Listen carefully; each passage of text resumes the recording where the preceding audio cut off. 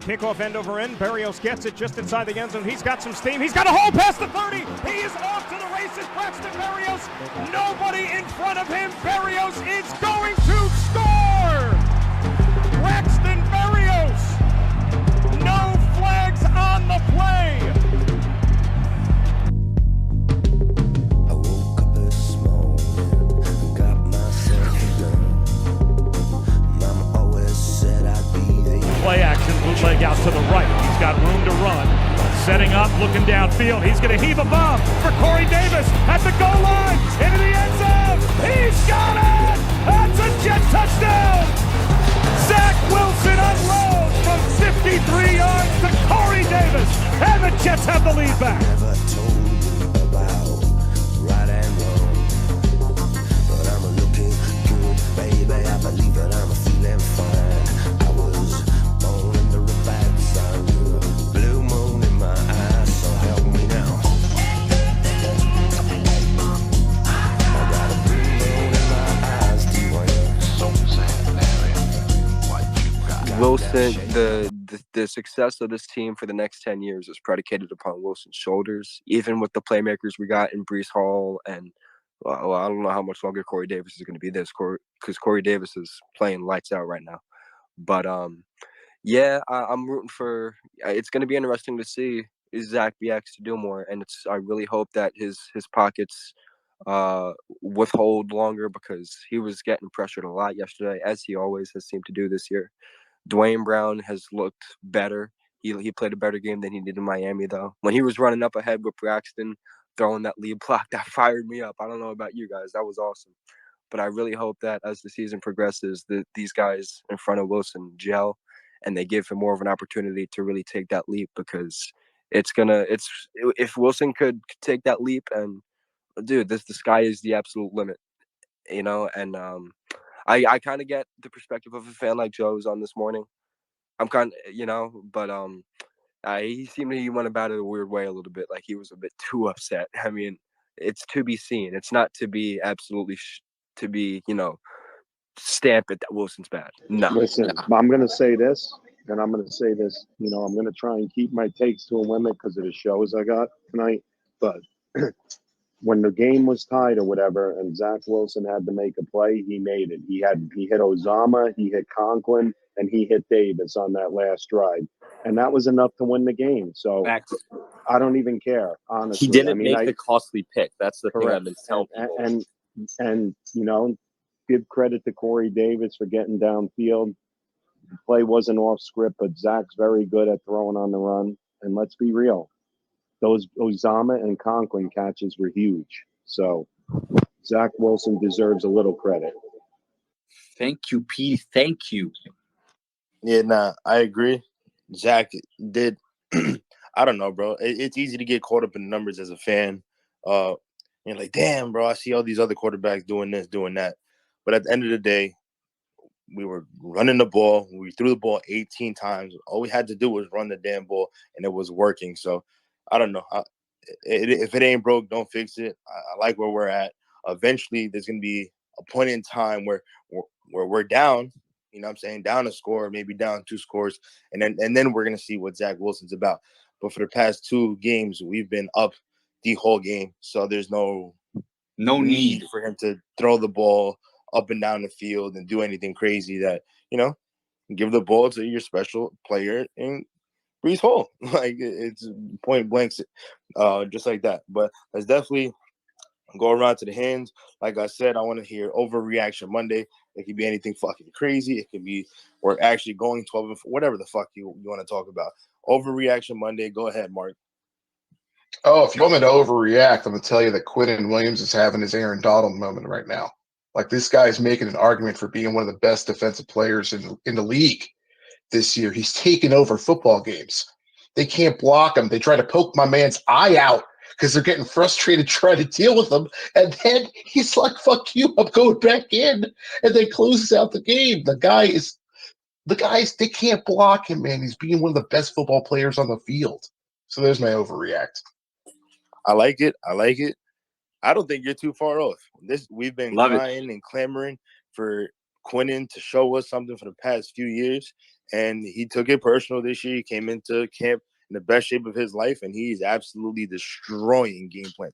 When he got into the backfield, like practically almost untouched, and got like stopped the run play for like -5 yards. Some shit. I was like, God damn! Like he was in the backfield before they even said hike. It was fucking insane. So I like it. I definitely like it. Go ahead, Petty. Kenny, he's only 23 years old too, man. Bro, he's That's the fucking my scary age. part. He's fucking my age. Crazy. But go ahead, Petty. Overreaction Monday. Let me hear it.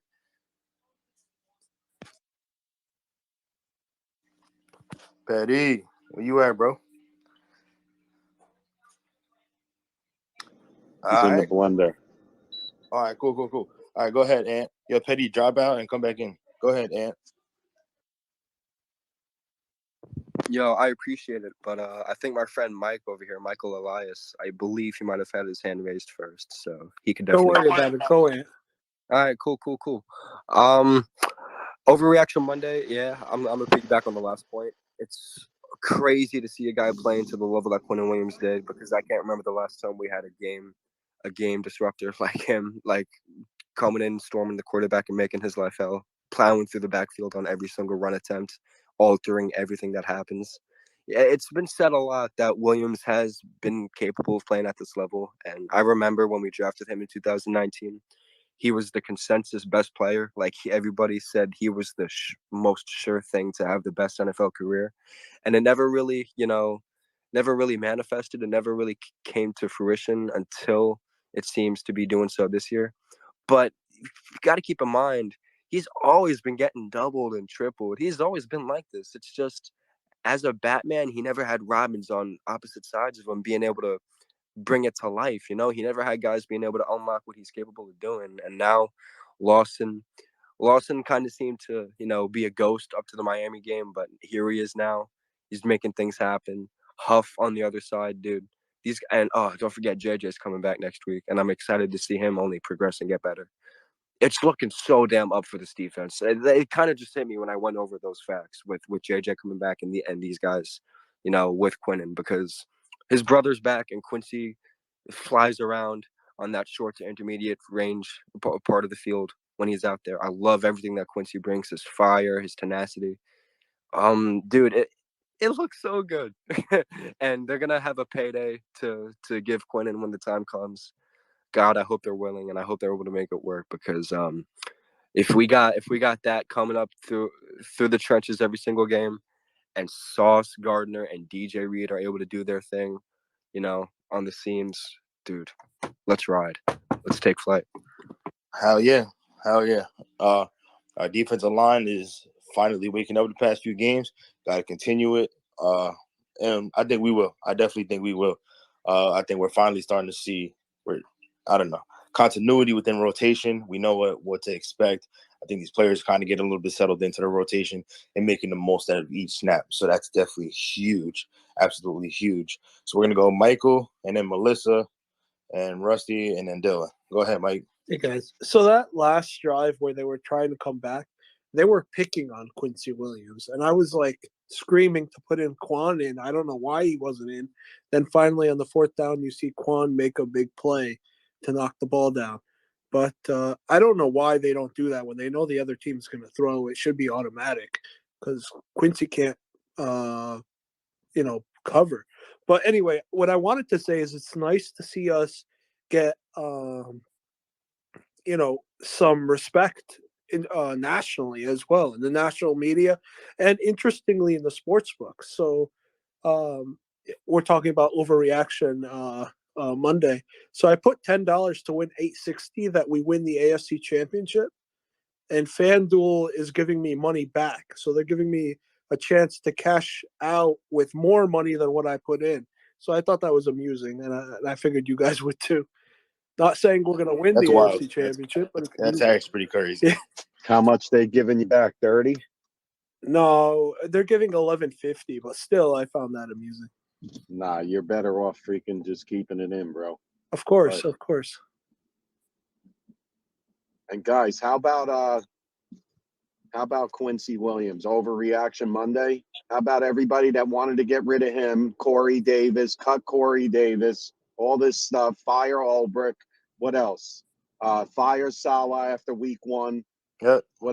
Listen, the only person that I really wanted to get rid of was Braden Mann, you know, after he had that god-awful game. But you know what? The Jets brought in competition, and they lit a fire under his ass. And since that game, the Cleveland game, Braden Mann's been arguably one of the better punters in the league. So there's accountability. For people that don't say that this coaching staff doesn't hold people accountable, are you freaking watching football? Because they do hold them accountable. But go ahead.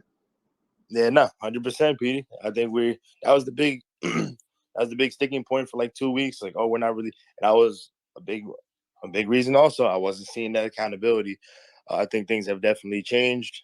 You're seeing it. I think everyone's buying it. Everyone has bought in to what the program is and what we're doing here. And I don't know where everyone's believing, and you could tell how the attitude we came out with going into Lambeau, and the moment didn't seem too big for anybody, and that's fucking amazing. But let's go ahead, Melissa. What's up? Good morning, everybody. I just want to say congratulations to you guys. You know, I personally am, you know, not a Jet fan, but I've been in New Jersey my whole life, and I will say that one of the best games as a kid I ever went to was a Jets game.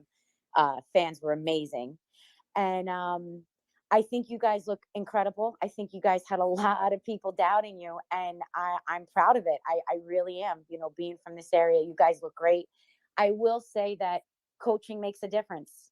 You know, look at you guys, look at the Giants. You know, proper coaching is a big thing. And I hated playing against Salah when he was with the 49ers because I knew he was just defensively a beast. And, you know, obviously wasn't too successful when he started with you guys. But you know what? It's coming all together. And I think anybody that's sleeping on you guys is making a big mistake. So that's all I wanted to say. Congratulations, guys. I appreciate that. I definitely appreciate that. That's good to hear that outside of our division, outside of our Jets fan base, Robert Saleh is also respected. So that's definitely dope. 100%. Big T Rock, I got you. I'm bringing you up right now. Yeah, but let's definitely keep going around. Yeah, Petty, I know you had your hand up before. I don't know if you can hear me now. We're doing Overreaction Monday. Go ahead, bro. Give me your overreaction. Can you hear me now? Yeah, I hear you, brother. Yep. What's up, Petty? How's everybody doing? I think the Jets fans have overreacted to Elijah Moore and his comment. He just said he doesn't know, he doesn't understand it, and I get it because he's too good of a talent to like be put on go routes only. Because all we're seeing is go routes from him, and then forcing him to be an outside receiver. But he just made that comment, and now everybody's turning on him. He was our golden child last year, and we're already ready to turn on him. Come on, we gotta relax. Let the kids play. Let them figure it out. Because Zach needs to figure it out too. I love Zach. He's 16 games in. He's still trying to learn how to be a professional quarterback. And us trying to compare him to Mahomes or Josh Allen, who's been in the league for 3-4 years. It's the stupidest thing in the fucking world. But everybody's gonna eat when this offense comes to full fruition. Everybody's gonna eat, and I can't wait for that to happen. And I know Elijah Moore is gonna be a big part of it. And I'm talking to somebody who's trying to trade him away for chips already. I'm like, what the fuck is going on here? We just got talent and we're trying to get rid of it. What is wrong with people, man? I mean, like, I love the Jets Lounge. I love everybody in here. But there are some Jets fans that I fucking hate because as soon as you get talent, you're trying to get rid of it because you think you have too much. That's all. Amen. I think you're totally right. I knew as soon as I seen that tweet, I knew people was going to be in the comments, oh, you selfish, oh, you this, oh, you that. That's not the case. And I was defending Elijah just a little bit. I was like, understanding, bro. If you play, yo, what's up? There's already people, you know, saying about Sauce wearing the cheese head. Like, you know, like they didn't even know. A Jet fan gave him that. So he wore it. Like, the guy's having fun. Okay. Oh, they should say, oh, we should have class. Why should the Jets have class when we've been made fun of, mocked on the field, all that stuff? Why? Why can't we do it for a change? Why is it always got 100%. to be everybody does it against us? But the minute the Jets do it, oh, it's a big deal. 100%. GTFO. GTFO. 100%. 100%. And yeah, just kind of I was saying before, bro, it's you play sports at any level before and you feel like you're not getting utilized the right way. You can be happy that you're winning, but at the end of the day, you want to be a part. You want to feel like you contributed in winning. That's literally his biggest point. He also tweeted that he's happy that we're winning football games and that he's riding for everyone. So it's not like he's like, oh, fuck you. Like, I don't want to be here. No, he's happy that we're winning ball games. He just wants to feel like he is contributing to winning ball games. That is it. And we got to find a way to get him the ball. We're running the ball a lot because we're up. We're going to learn about Zach Wilson, Elijah Moore, Garrett Wilson. All these guys are explosive playmakers on the outside when we're down in games, and we have to make big plays downfield. That's when we're going to see, I think, a lot more of Elijah Moore, Garrett Wilson, and stuff like that. But that's definitely an overreaction. I like that overreaction, 100%. Let's definitely keep going around. Rusty, your overreaction Monday. Okay. I'm going to say an overreaction that isn't really much of an overreaction. I like think it. top 5 defense. And I think they're proving it every week. They've gotten better and better as the season's gone on. And that means God knows what the limit is. Just look at last week and the week before even. I mean, you've got Quincy. You've got JJ, who wasn't, playing today. You've got Quan Alexander, who's making big plays. The whole defense, and of course, you've got Sauce and Reed. This is a Rusty, how about the forgotten rookie? How about Michael Clemens? I'm sorry, Rusty. How about Michael Clemens too? Another guy. To him, I was going to talk about him on special teams as well. But where every part of the game, the offense, the special teams, and the defense, every game they're improving. They're getting better. And I think the sky's the limit. So that's my overreaction. That I think's an overreaction. Listen, I think there's a stat. Oh shit, I liked it. Not earlier today. Matter of fact, we're gonna keep going. I'm gonna find it. I'm gonna post it to the Jumbotron, but it plays exactly into Rusty's overreaction, not really so overreaction. But let me just give me a second, I'm gonna find it. But for now, let's definitely keep going to the hands. Go ahead, Dylan. Give me your overreaction Monday. Let's go, baby. Petey, Benny, we fucking won. Let's go. But I think, in all honesty, I think the Jets have a top 3 defensive line. And I don't know if you remember this, Benny. A couple of weeks ago, you were doing a live stream, and I shit on John Franklin Myers, and he's been the difference maker. Yeah, I remember that. Yeah, he's definitely woke. It's almost like I doubt he actually gave a fuck or heard, but you know what I'm saying? I'm sure he's been wanting to break out, and now that the defensive line is eating, Carl Lawson seems like he's, finally shaping into form after the past 2 weeks. Quinnen, they're going to have to start triple teaming Quinnen. Like, let's be real here. So, another thing I have to say. He's early defensive player of the year candidate. I forgot to say that. Who, Quinnen? Yeah, 100%. Yeah, I mean, he's disrupting games. Like, I doubt he's going to win it. It usually goes to, like, the edge rushers who get, like, fucking 15-plus sacks or whatever the case. But, hey, having people in the discussion, that's what matters. I'm going to just say my overreaction Monday real quick. My overreaction Monday take is that looking at the film, Sauce Gardner is already, granted, if he plays the whole year, stays healthy the whole year, Sauce Gardner will be an all-pro this year. You can't tell me otherwise. His feet, his footwork, his discipline, his ability to, make up ground when he does get beat. The Benny, interceptions are definitely going to continue to come, but I think Sauce Gardner will 100% be an all-pro at the end of the year. Go ahead, Peter. Agree with you, Britton. Did you see that play where he had to go back and then react and come forward? Like, that footwork was incredible, bro, and he broke the pass up. Insane. I mean, looks like somebody that's been in the – I'm just shocked. I can't believe how good this guy really is, man. Like, I know the hype was coming in the draft, but, man, this guy is far exceeded any fans. I mean, I can't say any. My expectations, as a rookie. Who actually wanted Sauce Gardner here? And don't bullshit. I didn't want him. I'm not gonna lie. I wanted an edge rusher. That's what but I was saying. No one I actually wasn't. wanted him. I wasn't against Sauce. I knew Sauce was going to be good. I just, you know what I'm saying? I was happy when we drafted him. Like, I was like, all right, bet we got a good fucking corner. Like, cool. We got a game change on the back end. Cool. That's what we needed. So I wasn't mad, but I initially wanted that edge rusher. Like, I'll be honest with you. But let's definitely keep going to the hands. Big T Rock, what up, baby? Let me hear your overreaction Monday, bro. Good morning, Benny. Good morning, Petey. Petey. Good morning, JoJo, Mark, Ground and Pound, Rusty, the whole crew. What's going on? Overreaction Monday, baby. It's a lot of thoughts, man.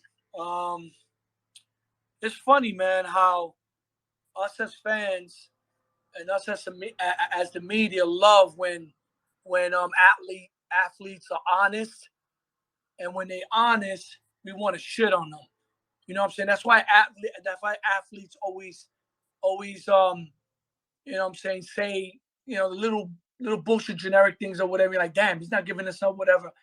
You know what I'm saying? This Elijah Moore thing is a non-issue, bro. Non-issue whatsoever. You know what I'm saying? There's a lot of mouths to feed. We're winning. Zach is playing within the confines of the offense. He's getting it to the playmakers, and they're adjusting and winning on how it's supposed to be won that day. Okay. I know if they would have tried to throw on the desperate Lambeau Packers, who was playing almost for their lives or whatever. They were 10-0. I put us at 10-0. Rodgers never threw an interception. They were like basically just since 2019, just you couldn't beat them after a loss. And the Jets went in there and punched them right in the mouth for being disrespected and being picked after the London game and said, "Yeah, we'll get right. We don't need to really prepare against this Jet team." Okay, that's another overreaction and another issue on being disrespected as the Jets because they think we're the old Jets.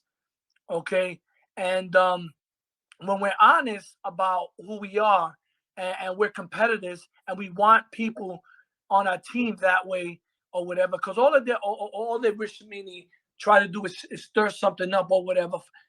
As an athlete, anybody here who's played even any type of organized ball or whatever, and you're a big part of the team, and you don't get to contribute maybe the way you want to or whatever, sometimes it is bittersweet.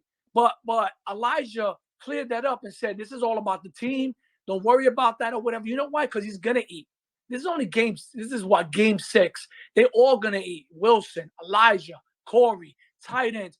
Dude, we are loaded on all aspects. And remember, we have a second-year quarterback who's learning how to win first. And he's winning. And that's all. And that's another thing, overreaction. You got our fan base. Oh, yeah, but we're not winning because we want Zach. Man, shut the fuck up. And I'm not excusing my French. Shut the fuck up. We're winning, bro. We're winning, and let the kid learn how to win. Let the coaches let the coaches coach. Let the coaches adjust. Let them develop the players the way they should be developed. Our fan base deserves a winner, and we're winning. We don't need to apologize to nobody. We're the fucking freaking Jets. And we're the Jets for a reason now. Look at the logo. And we're feared now. We're one of the most physical teams in the league. And that's not an overreaction. That's a fact. All this Elijah Moore bullshit or whatever, stop the bullshit. Everyone's going to eat. On to Denver. Say it with your chest. The passion, that's the passion we love to see, bro. And I love you guys, bro. I love you guys. I'm going to get off because I got to go to the store. I'll be back on, bro. I love you guys, bro. Yeah, bro. I bleed green. What up, PD? Yeah, bro. What's up? Jump back in when you can, bro, for sure. I got you. I'll go back in. Yeah, let's definitely keep going. Mark, go ahead, bro. And then ground and punt. Yeah, I mean, I already gave an overreact, but I'll give you another one. Um, Listen, man, I'm not scared of New England, and I'm not scared of Buffalo, man. Buffalo, everyone's been hyping Buffalo all off season, and I know we're a couple steps ahead out of that game, but with this pass rush and the talent on the outside between Sauce and Reed, like this defense is still just improving and getting better. I think that's going to be a hell of a game. I mean, I'm not picking the Jets to win that game, but I'm telling you, man, I would not be shocked if they split with Buffalo this year. Shit. All that being said, go ahead, Brad. Go do your thing. We're doing overreaction Monday over here. It could be, I don't care, bro. You can do overreaction on the Bills. I could care less, bro. No, Overreaction Monday. I just came in to give you guys your congratulatory victory Monday. You guys played good yesterday. I'm actually watching your highlights right now on GMFB. You guys played a great game on all phases of the ball. You know, Brees Hall is doing great things for you guys. Your defense is stout, playing very well. Your special teams came up with a punt block yesterday for a touchdown. Very, very, very impressive win in a hostile environment in Lambeau. It's not easy to win there. Just a great job yesterday, and kudos to you guys. Week 9 is going to be fun, but we'll get to obviously we'll collab, we'll talk, we'll cross that bridge when we get there. Yeah, Brad, appreciate it. I know, Brad, you're a realist, bro, so I appreciate you for sure. Go ahead, ground and punt. Let me hear your overreaction Monday. First, I'm going to start off by saying I'm not an overreaction guy. But you know what? If my wife gives me a hall pass and you give me a hall pass, I'm going to do some overreactions for you. All right. Stop it. Okay. Yo, what's Jets are your going to have dog's 5. name, bro? What's your dog's name? Loki. Yeah, Loki's always in the lounge too. Shout out to Loki. What up, Loki? Loki, that's right. He's giving his overreaction too. All right. So he's a good boy. Here we go. Jets will have at least 5 Pro Bowlers this year. The Jets will have at least 3 players in the NFL Top 100. By the way, shout out to everybody. Love you all. Number 3, the Jets will go 12-5. And the Jets are going to be the AFC representative and do what the Bengals did last year and go to the Super Bowl. And Brad's got something to say. They're going to be the deepest and healthiest team at the end of the year, and that's where they're going to go. Hey, it looks like your dog agrees, bro. Yo, is Loki biting your leg right now, bro? For you to say that? Loki's saying that's right, motherfucker. I love it, bro. Now I could agree with almost most of that. I think I know 5 Pro Bowlers off the top of my head. Probably AVT, Sauce, Brees, DJ Reed, and Quinnen. I've been killing Quinnen. I'm not gonna lie. I've been killing him. You know what though? Ulbricht lit a fire in that friggin' guy, and we all wanted to send Ulbricht packing with his family. We were destroying Ulbricht, and rightfully so. But you know what? This defense is turned around. Whether it's him and Salah together, I don't care why. They're doing it. Yeah. And kind of go back to the point, kind of your point, but Rusty's point as well. In the past, I posted it up top. In a 3-game winning streak, they have the number 1 defense in EPA in the league. 15 points per game allowed. We're ranked 2nd. 5 interceptions. We're first. A 61 passer rating allowed. We're first. 9 sacks in the past 3 games. That's 8th in the league. And 40% pass snaps with pressure, 5%. Hey, Benny. You know what, Benny? Yeah, go ahead, bro. Hey, Benny, with the way this defense is playing, I don't care that friggin' Zach Wilson looks like Mark Sanchez right now. Don't give a shit. He's still got to develop. Look at friggin' Lamar. Lamar was a game manager his first year.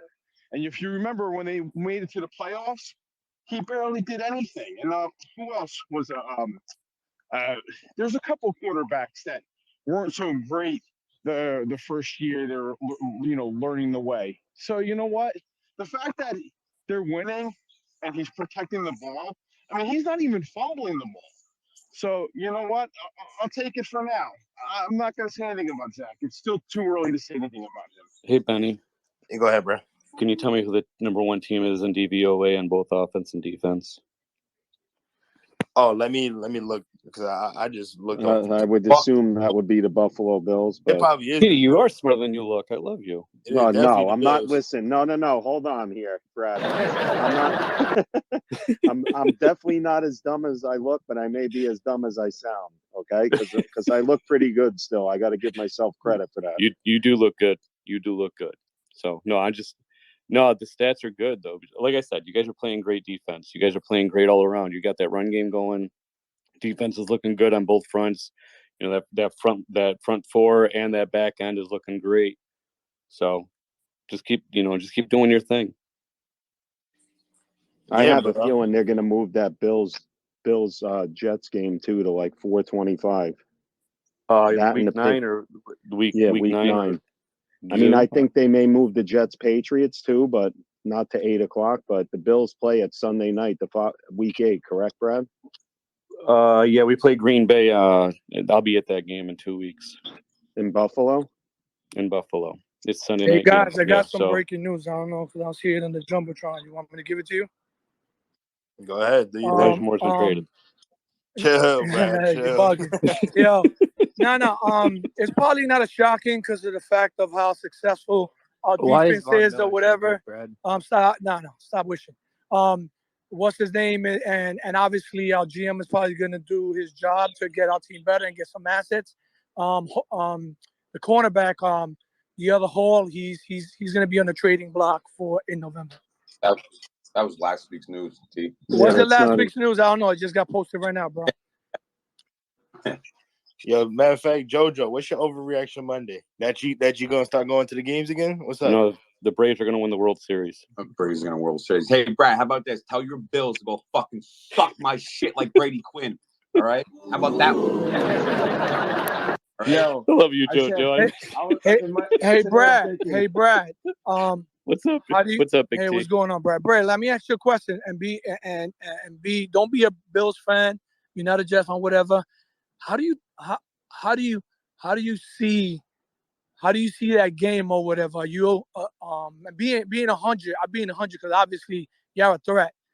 But being the beginning of the season, you probably laughed at the Jets. But are you laughing now, or are you a little bit like shit, man? We better come with our A game against the Jets. Be real. I really don't think I laughed at the Jets at the beginning of the season. I think I had your win total at 7 or 8. You laughed at defense. Granted, we all did. Well, that's defense. I mean, defense. Don't get me started going on that. Right. I apologize. apologize. Soundbar to that, please. The laughing soundbar. I apologize to him, telling him I was wrong. Please don't put fucking things in his head. Jesus Christ. Bro, I had to give him his respect, Brad. I had to. No, yeah, okay. But anyways, Big T, to answer your question, the matchup with you guys is gonna be fun. I think it's gonna be a very good defensive battle between both these teams. Both defenses are very good. You're like I don't know if I think you just left for a second, but I praise your front four and your back end of that secondary. You guys are playing great. Sauce is playing at a great level early in his career already for the first 6 games. So I'm giving you guys props for that. You guys are doing wonderful things. Breece Hall is emerging. I mean, obviously Joe Douglas had an amazing draft class this year, and it's showing dividends already this early season. So I think that week 9 game is going to be good, and I will not be surprised if you guys sustain this level of winning the rest of the year either. I'm gonna be shocked. You guys have played and beat good teams. The Packers are no slouch. Obviously, the Dolphins. Going into that game, people were doubting you still. You guys are playing good. Just keep doing like I said before. Just keep doing your thing. Just keep playing that kind of ball that Robert Saleh likes to play. That ground and pound. That just winning in the trenches kind of football, and you guys will be playing good. Well, like I said, I'm sure PD, Benny, we'll talk about that week 9 matchup when it comes about. I'm sure we'll have some collab spaces and actually break down matchups and stuff like that. I have no doubt. But enjoy your victory Monday, and then go into Play the Broncos this week. You too, man. Enjoy your victory Monday too, because that was a good game. Thank you. Yeah, let's keep going. By the way, Petey and then Benny, John. Hold up, bro. Benny, hold on a second. I've been saying that Big T is the most patient sweetheart I ever met in the whole world. I saw a whole new side of him today, man. I saw a whole new side ready to rip somebody's friggin' face off. Let's go, baby. Hell yeah. Like I said, that's the passion we like to see, bro. Especially, I don't know. Now that we start winning, you're going to see a lot more of it. I'm sure Big T will let it be known. But go ahead, Petty, and then we'll get to John. Go ahead. I don't know if Justin's here. I haven't really heard him, but I wanted to ask him, what did he say to JFM to get him to go off this week? Because we all know that he was hanging out with JFM, so I just want to know if he gave him some pointers or if he just hey, try this move or whatnot. Yeah, Justin is in listening mode because I know he's at work. But if you listening, Justin, go ahead, come on up. Let us know what you told JFM. Benny, can you add Chris? I can't add him. I'm trying to. Hey, Petty, no disrespect to Justin. I think it was Justin's son, Lucas, that lit a fire under him. Justin, you there? Can you defend that, Justin? Yo, Chris, I'm adding you up right now. Justin's sneaking to the bathroom right now. Yeah, how did you know, bro? I'm totally sneaking out the office. So what do I got to defend here? I think we're having Twitter issues. I can't hear anybody. Can you? Yeah. Can you hear me? Justin, we asked you who's the better host, Benny or Petey? The better host, that's Justin Forocho. No, Jojo, you're not gonna play both sides of the fence here. So, I like both of them. well, you used to diss Benny on not being able to get up early in the morning. So, pause. That could answer your question. I like both of them, but I got to give my respect to the old head on this one. Hey, hold on one sec. I'm gonna do my thing. Anybody ever see the Predator movie? I got to do it. Remember when Arnold Schwarzenegger introduced himself to Carl Weathers? Dylan, you son of a bitch. Thank you, Dylan, my man. What's up? No disrespect. My bad if I come at you. Nah, bro, it's all good. You're an old All right, head. enough entertainment. Justin, you there? Yeah, I'm here, old head. Can't hear Justin. I can hear him. Yeah, I can hear him. Yeah, PD, drop off and come back in. All right.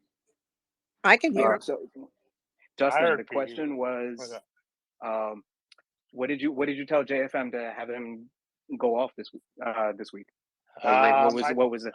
I talked to him the day after the Dolphins game, and I said, just keep doing what you're doing, man. You came out balling the Dolphins game, so I think this is who he is. He's probably going to get that $14 million a year and earn it. You know? How do you know him, Justin? If you don't mind me asking. Through his agent. What'd you say? Through his agent. Oh, really? That's cool. Yeah, so he's good dude. He wants to win, man. And he's played in the Super Bowl. Let's not forget that. You know, everybody forgets that he was on the Rams when they played. So he knows what it takes. And he was young when he was there. And he told me he wants to get back there because he didn't appreciate it last time. So we're ready to go. Hell yeah. Go ahead, John. And then Chris. John and Chris. Hey, I just want to make sure everyone could hear me because people couldn't hear me earlier. Yeah, I hear you, bro. All right, yeah. So I just wanted to say, well, first, I think I want to apologize to Jets fans because I was laughing at you guys in the beginning of the year, and boy, am I surprised that your team went out. I'll be completely honest. So good win yesterday. Yeah. So that's all I wanted to say. I just want to apologize because I was laughing you guys out of the league before the year. I had you guys winning like 4 games, and yeah, I'm really surprised and shocked. You guys are playing very well. Hey man, listen, we're ahead of the curve right now. I think it's fair, but I appreciate you coming in here, bro, showing respect, and it is what it is. I see you, JoJo. What you about to say, JoJo? Nah, I was just gonna top it off and just say thanks, John. Bills suck. That's all. Thanks, JoJo. No problem, Bradsky. Yo, Benny, what was this segment you're doing? It was Overreaction Monday? Yeah, Overreaction Monday, bro. Oh. So I kind of missed it this morning. I'm at work, so I guess I got to give an overreaction. Yeah. Whatever your overreaction is, bro. Let's see. I'm going to overreact and say that I already said that we're going to sweep the Dolphins and the Patriots. So that's not an overreaction. That's facts. But I'm going to say now, I'm going to overreact and say now we do split one with the Bills because Brad's in here. So I'm going to overreact and say that we split one instead of getting swept by them now. Yo, tell me how Brad was waiting for that to happen. He was like waiting for his finger to hit that soundboard. I had my finger on the soundboard. I was waiting. It was going to be something along the lines of the Bills, but no. Love it. No, you guys have a great day. Enjoy your Victory Monday. I'm sure I'll talk to you guys soon. All right, Brad. I had to give my overreaction before you left, bro. Oh, good, Justin. I appreciate it. That's why I wanted to stay in the room and hear what you had to say. I'll talk to you, bro. Bye. I gotta get back Congratulations, to work too, so. Brad. I wanted to Thank make you, sure I guys. said that before you left. Thanks, guys. You too. Good job on your win. It was a good win in Green Bay. Hostile environment. Yes, sir. Appreciate you, Brad. Let's go ahead. That's can kiss my ass. Go ahead, Chris. I know you was waiting, bro. Go ahead, Chris. Bye, Brad. Good morning to everybody. Good Victory morning Monday. First of all, thanks for bringing me up. It's especially good to have the dynamic duo back together on a Monday morning, whether it was a win or loss. So having Benny and Justin doing Monday morning, reunited, it feels so good. Yes, sir. I'm gonna try to keep this short, because I'd rather listen to you guys. There were two things. I see Big T Rock is in a speaker role. I need a favor from you, brother. Okay. By Thursday, I need to chop two things up with you. Okay. I'm gonna be watching the Broncos tonight with Peyton and Eli. I'd like to talk to you about the Broncos by Thursday. I need your perspective on that because you have a coaching perspective that I like. The second thing I'd like you to break down. I need you to see this film of this young running back. I've seen this kid with a cutback over the weekend. I need your analysis on this because now I'm looking at him like, is this young running back? I don't know if you know who he is. Young man named Torrey. If he gets a stutter step, then gets a spin move, JoJo. Chris, cut it out, Chris. No, I'm not even playing with you. Y'all know. Look, I'm telling you, if you think I'm playing, y'all watch the video. And I even put on it, this kid put his foot on the ground on the kid, and I only saw it on the phone, but he had a dude in the air with two hands out. Whatever. In any case, I know who that is, Chris. That's a great point. Petey. Yo.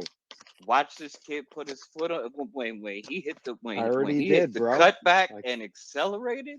Bro, he left that kid in the dust, bro. Hey, Chris, that's PD sees those videos, and that's why he still doesn't want to race, So, he doesn't think Pop he still definitely has it. got that shit from his mom. The one question that I really have for everybody, I thought the defense was magnificent. Okay, moving forward, what do you think that it's going to take? And I know Jermaine Johnson didn't play, so that's interesting. That'll be a nice addition. What do you think it's going to take for us to play at that level consistently, regardless of opponent? And while it's also on my mind, I see Rusty is in a speaker role, and Rusty, I have kind of an idea that you should do a space. If you don't mind, I'd like to. Can I answer that? I'd like to DM you about that if you don't mind. Go ahead, Big T. All right. Thank you, guys. I don't think it's gonna. Chris, I don't think it's gonna be hard for them to play at that level because this is their culture and this is how they're coached up. Okay, this is Salah's mental makeup. This is Obrick's mental makeup. This is Jeff football.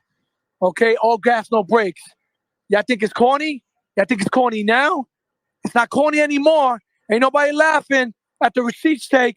This is not a 1 game, 2 game. No, this is physical Jet football. They're one of the most physical teams, and the brutality keeps coming. They asked Clemens. This a statement, and this is what's stemming. This is the mental makeup of the Jets. The Jets are coming to play football. That's all I got to say. Hell yeah. And just kind of build on Chris's question, the way we maintain this is continuing to dominate the line of scrimmage, at least on the defensive side of the ball, because you're talking about the defense. Our defensive line has been getting to the quarterback consistently. I forgot how many pressures we had this past week, but it was another high number. We hit the quarterback a ton. We had a few good sacks. And you've seen it time and time again, no matter who you have there at quarterback, when you get pressure in the quarterback's face, they don't play as well. Don't matter if it's Lamar Jackson, Josh Allen, Patrick Mahomes, the top quarterbacks in the league. You get pressure in their face, they will falter. We're doing that now. Our defensive line is strong. We have a very strong unit. We're being creative. You know what I'm saying? Our defensive line continues to play how it has been in the past 3 weeks. We're going to be disruptive in every single freaking game. And we're going to cause game-changing plays every single freaking game. You know what I'm saying? So I'm excited to see it. Our defensive line, I feel like, is going to continue to build, because it's all about confidence, and we're finally doing something about it. So shout out to the defensive line, 100%. Let's definitely keep going to the hands. I think it was Bird first. Bird, you've been waiting a while. Go ahead, bro. Just wanted to say, nice Abby you got there. You know what I'm saying? Yo, bro, I got it. Yo, me and you, bro. You know what I'm saying? Great mind thinks alike. But just like to let all the Jets fans know, we are fucking here. This team is unbelievable. I can't believe it. I knew coming into this year we were gonna do good. Everybody wrote us off 0-9. Stupid Brady Quinn, and all these other. You heard when people started reading the schedule, and every time it made me laugh so bad because you can't tell these people how you feel. But every time that somebody would put us on the schedule, they would just automatically just say win, win, win, win, for them. And we were automatically, a dub, bro. So now look at us now. I don't want the flowers from any other fucking team. All these freaking people, with their fake ass shit. Fuck that, man. It's all about like Connor Hughes, right? Like Connor Hughes, right? Like a lot of people, man. Yo, defense, how about you wait your fucking turn, bro? Nah. You told me to pull up, so I pulled up, bro. I was talking shit. And I'm gonna get to you. I'm gonna get to you. How about I was talking shit to Connor Hughes. Bro, this listen, I was talking to Connor Hughes, and you started. Hold on, guys. Hold on. Fuck him, bro. Fuck him. Wait. Nah, don't throw him out. Don't throw him out. No, I dropped him from speakers because all right, hold on, Benny. Benny, I'm playing middle here. Okay, you go at him respectfully. Let him come back. Let him defend. His name is defense, so he definitely deserves a chance to defend himself. Bring him back up. Nobody interrupt. Benny, come on. This is the Jet Lounge, bro. You got to let him have his thing, and then you go at him. No insults. I'll get to him when I get to him. I got hands, and I'm going to go in order. That's what I'm doing, going in order. No doubt. We're not letting nobody jumping over the next person. I'm not with it. So you can stay on request until I'm ready to speak to you. Go ahead, Joe. Sorry about that, Joe. Now you good. Go ahead, Joey. Go ahead, Joe. Joe Begone. Oh, sorry. I thought you guys were calling on somebody else. Nah, Joe, what's up? Man, Petey. So, watching the game, reading all the statistics, so no hot takes at the moment. But you remember my hot take last week, right? Go ahead. You forgot? I'm listening. Remind us all, please. I'm listening. I want you to, and you're the speaker here. You got to entertain us. All right. Well, one down. Remember, I said 3 straight wins. So we beat Green Bay, and we're going to beat Denver this week. We're going to focus on Denver this week, and then you know what's coming the week after. That's all I'm going to say, because I'm just going to absorb the rest of the game. Then I'll come with the fire later tonight and later this week. So I'm just going to enjoy everybody else's mood, because this is a good time. This is a long time coming. So appreciate it, everybody. Hell yeah. Excuse me, Benny. Thanks What for up, brother? bringing me. Thanks for bringing me up, man. I'm gonna jump down so you can bring somebody else up to speak. All right. I appreciate you, guy. All right. All right, bro. I Thanks, appreciate you, man. bro. Let's see. I think Petty had his hand up, and then we'll go to Rusty, and then we'll go to Jets tape. So go ahead. So not to not to cause any division, but after the amicable split, obviously the amicable split, it seems as though the Jets have been thriving. So was it you and Justin that was the issue, or was it the defensive play calling? I'm just trying to figure that one out. Yo, Justin, if they lose this week, we may not be able to do this again, bro. Like, we might have to stay apart. But that's good, bro. Well, I don't know. We'll see. We're trying it out this week. But yeah, for sure. Go ahead, Rusty. Yeah, I respond to Chris's question about the defense. How do we do this consistently? And to me, from what I've observed and what I've heard, Salah's defense is predicated on the pass rush, which gives the corners and the safeties time in order to get set to be able to do what they need to do against the wide receivers. So if our pass rush continues to work and to improve even, I think that will set the tone and we'll be able to continue as good as we've been. And I don't see that not happening because JJ's coming back. They can always move Clemens up to have few more snaps, but John Franklin Myers is doing great. Quincy is just like a beast. And we've got all the tools we need right now.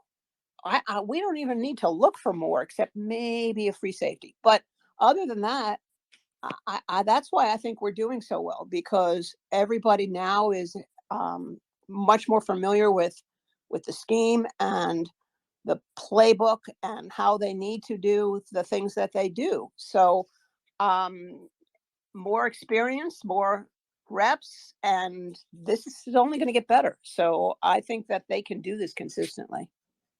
That's my take on that. And Chris, thank you. I was very flattered by your well, in any case, thank you very much. And that's all I got to say on that. Yeah, 100%. We're only going to get healthier. Vinny Curry made a play yesterday. I was like, what the hell, Vinny Curry? Like, I don't know. We're deep at defensive line. So as long as we continue to stay healthy there, we're going to continue to wreck games. And it's going to be hard for offenses to really get going. So Benny, I don't know if you noticed, but I counted. There was 10 defensive linemen yesterday that were active for the Jets. So, and That's Jermaine crazy. Johnson wasn't there. So obviously somebody's going to be the man out going forward again now that Vinny Curry's healthy, because you have to play Vinny Curry. He's a seasoned vet. He knows what he's got to do to win games. And somebody's going to lose playing time. I hope it's not Bryce Huff. Maybe it's Nathan Shepard, but even Nathan Shepard played well against the run yesterday. That defensive line was everywhere, folks. Everywhere. Like, it was dominant. 100%. 100%. Yeah, I'm going to just say this ahead of time, just because I got a little riled up there. I apologize. I don't like cursing on these spaces. I don't like getting out of character in these spaces. For those of you who don't know defense, he's one of the most annoying gnats on NFL Twitter. He pisses me the fuck off. I kind of went at him a little bit yesterday, and I don't know, bro. He's just a fucking idiot. So I removed him. I'm not trying to hear him. I'm removing the negativity from he's disrespectful in these spaces. He doesn't know what the fuck is going on. So I just removed him. I apologize for getting out of line personally, but yeah, if I let him speak, I promise you it would have been ugly. and y'all been like, who's this Benny Blanco? Like, I've never seen him talk like that. So yeah, I just removed the cancer because that's what he is. So what it is, we'll keep going along. I want to go to one of the founders. I know you love that, Ray. One of the founders of the Jet Lounge. What's up, Ray? Let me hear it. I want to give a real shout out to the team's real MVP. No, it's not Quinn Williams.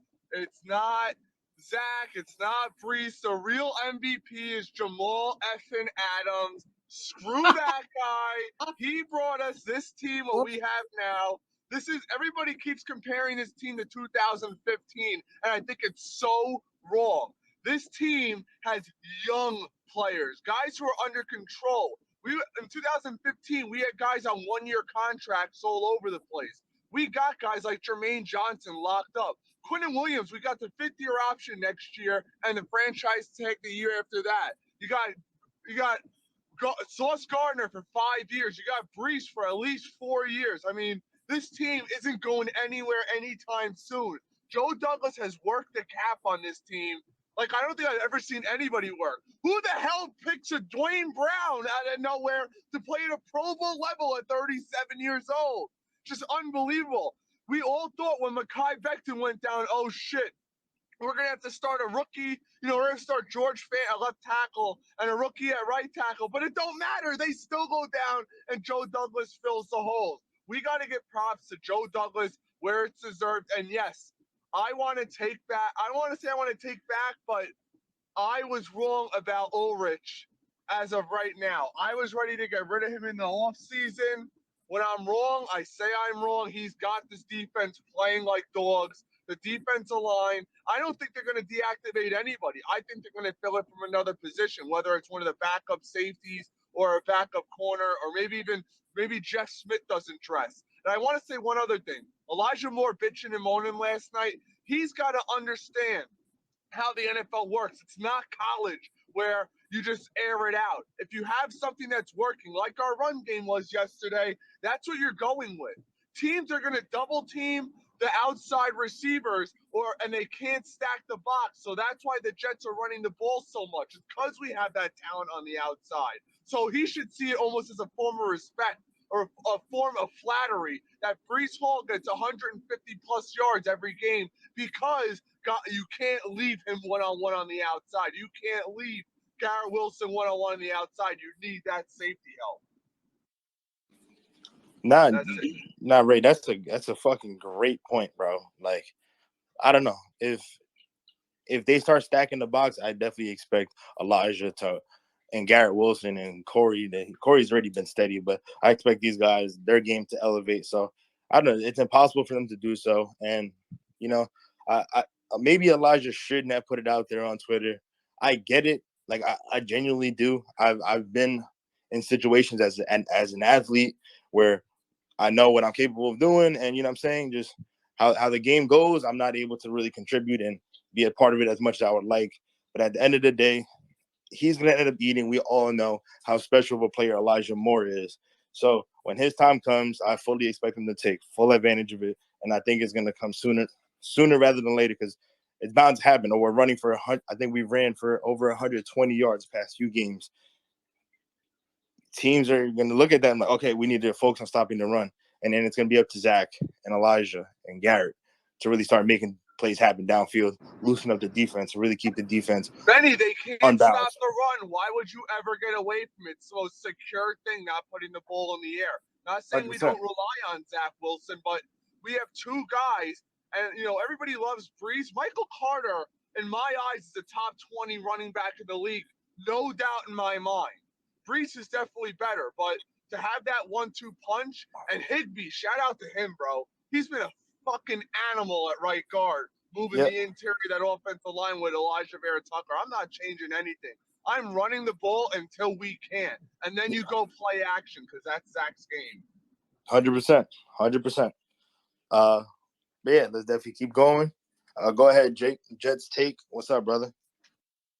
Jets Nation, what's going on? Yo, I don't got much to say today. I'm enjoying my coffee, enjoying Victory Monday, and I genuinely just love being here with you guys, just listening. But just a couple things. I don't know if we're still doing Overreaction Monday. Go ahead, bro. Overreaction Monday. Go Overreaction ahead. Monday. Yes, sir. Yo, I really do think I really do think we can make the AFC Championship the way that we're balling. And just to touch on Ray's point, man, like our run game is going. Zach Wilson we haven't even touched our passing game. Like the chemistry isn't there yet. And I blame it on Zach Wilson. It's 3 games in. I kind of want to see this as like 3 preseason games. So after the bye, I think we're gonna start seeing more of a connection with these wide receivers. So that's one of the reasons why I'm not kind of overreacting with Elijah Moore. I want to see how we start clicking after the bye, like with the adjustments we make after the bye and how this offense looks after the bye. But again, man, like I said, not much to say.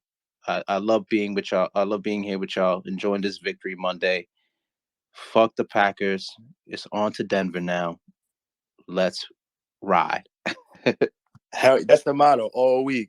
Let's fucking ride. Because if we did what we did to the Packers, I don't see why we can't do it again to Denver. I don't. For sure. And Benny, you could drop me down to listening. We'll bring somebody else up, man. All right, bet. Cool. Appreciate you, bro. But this is exciting for sure. Victory Monday. 3 of them in a row. 3rd place in the AFC currently. Imagine that. 3rd place. That's fucking amazing, bro. And we could keep climbing the leaderboards. And outside of Buffalo and obviously the Chiefs, they're 1-2. But every other and I know you said we can make the AFC Championship game. Listen, that's not too far out of the realm. Let's be real, because all these teams in the AFC that were supposed to be so dominant, so damn good, so much better than us, are all beatable. The Ravens always go up big. Guess what? They've given up 3 huge leads. Cincinnati would be currently in the playoffs. Are we scared of Cincinnati with how we're playing right now? No, not at all. Like the Chargers, we already know what the Chargers do. They got a lot of talent, but they can't pull it together, and their head coach is a bozo. So, you know what I'm saying? Like, we have an opportunity. We stick to our guns. We play our game. There's an opportunity, and in the playoffs, it's about who gets the key stops. And right now we're playing lights out defense. So I think I could trust our defense to get a key stop when the situation arises. 110%. 110%. But let's definitely keep going. Ground and punt, then Joe, and then we'll keep going. Hello again, everybody. Definitely, Rusty. I definitely agree with Chris. You're such an amazing contributor. All your takes are on point. Just you say everything impeccably. You're the best. With regards to Elijah Moore, you know, he's unfortunately, man, he's young. We're living in the social media world. I would have preferred it if he was going to even respond to that tweet. Even just say something just straight up like, "Hey, best running game in the league," or And listen, the thing is, Rich didn't say anything bad about Moore. He just said no targets, no like.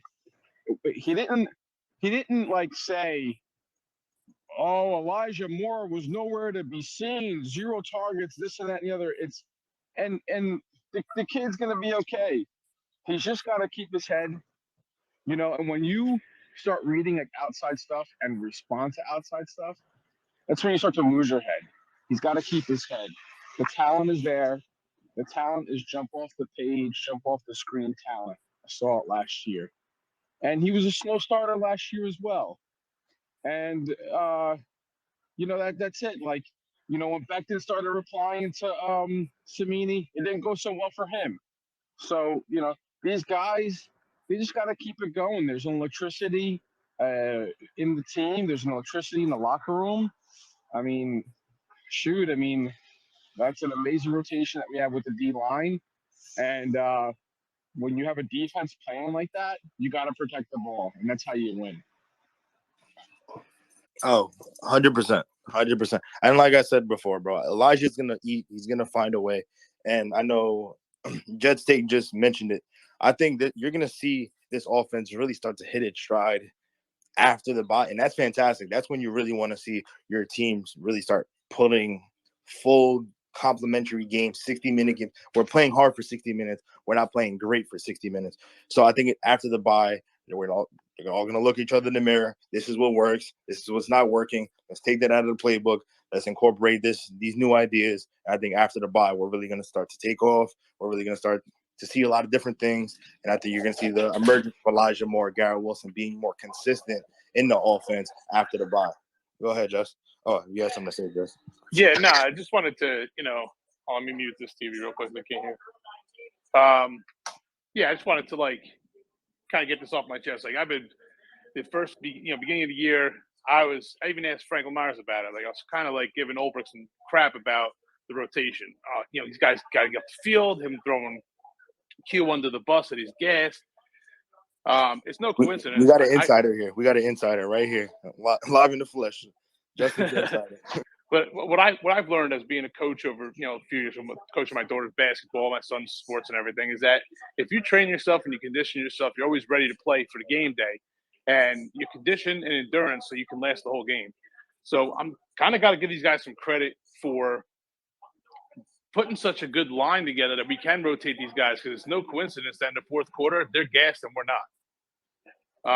Maybe the rotation is what we needed, and we just have to get used to it. So I just want to be on record that I want to apologize for saying the rotation thing sucks, because I think it's actually hitting and it's working, man. I want to see Q get those numbers. That's why it was, it hit, because I didn't want him to say that his guys are gassed, and I think he could have did it differently. But the rotation thing is working. These guys are tired in the fourth quarter, and the Jets are outplaying them in the second half. The guys are not tired because they're rotating them, because we're deep. Yeah, no, that's a good point. I'm gonna be on record. I second that. I definitely second that as well. I was calling out Jeff Ulbrich. I was calling out these defensive line rotations. I thought it was the dumbest shit in the world. But there's a stat that as of right now, our defense is doing fucking fantastic in the fourth quarter, and so is our offense. I think we have a plus 48 point differential in the fourth quarter so far this year. That's fucking amazing. I think that's top. Yeah, no, that's 100% tops in the league. So it's working. We're a fourth quarter. We're a second half team. And that's the money quarter. We all know you got to be able to be Benny, first. can I make a quick point to that? Yeah, go ahead, Ray. You have to have the talent in order to do that. That's a testament to Joe Douglas, because Franklin Myers and Quinn Williams have been playing out of their minds, and then you get a guy like Vinny Curry coming off IR, who's also helping wreck games.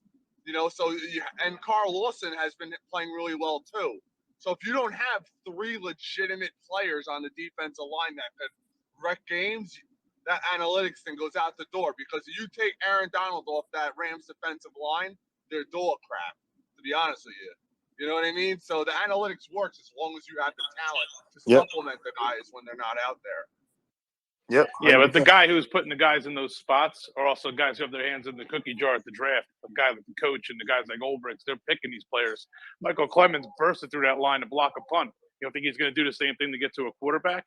These guys are scouted, and our scouting team and our general manager work close hand in hand with our defensive coordinator to pick Sauce, to pick the guys that, JJ.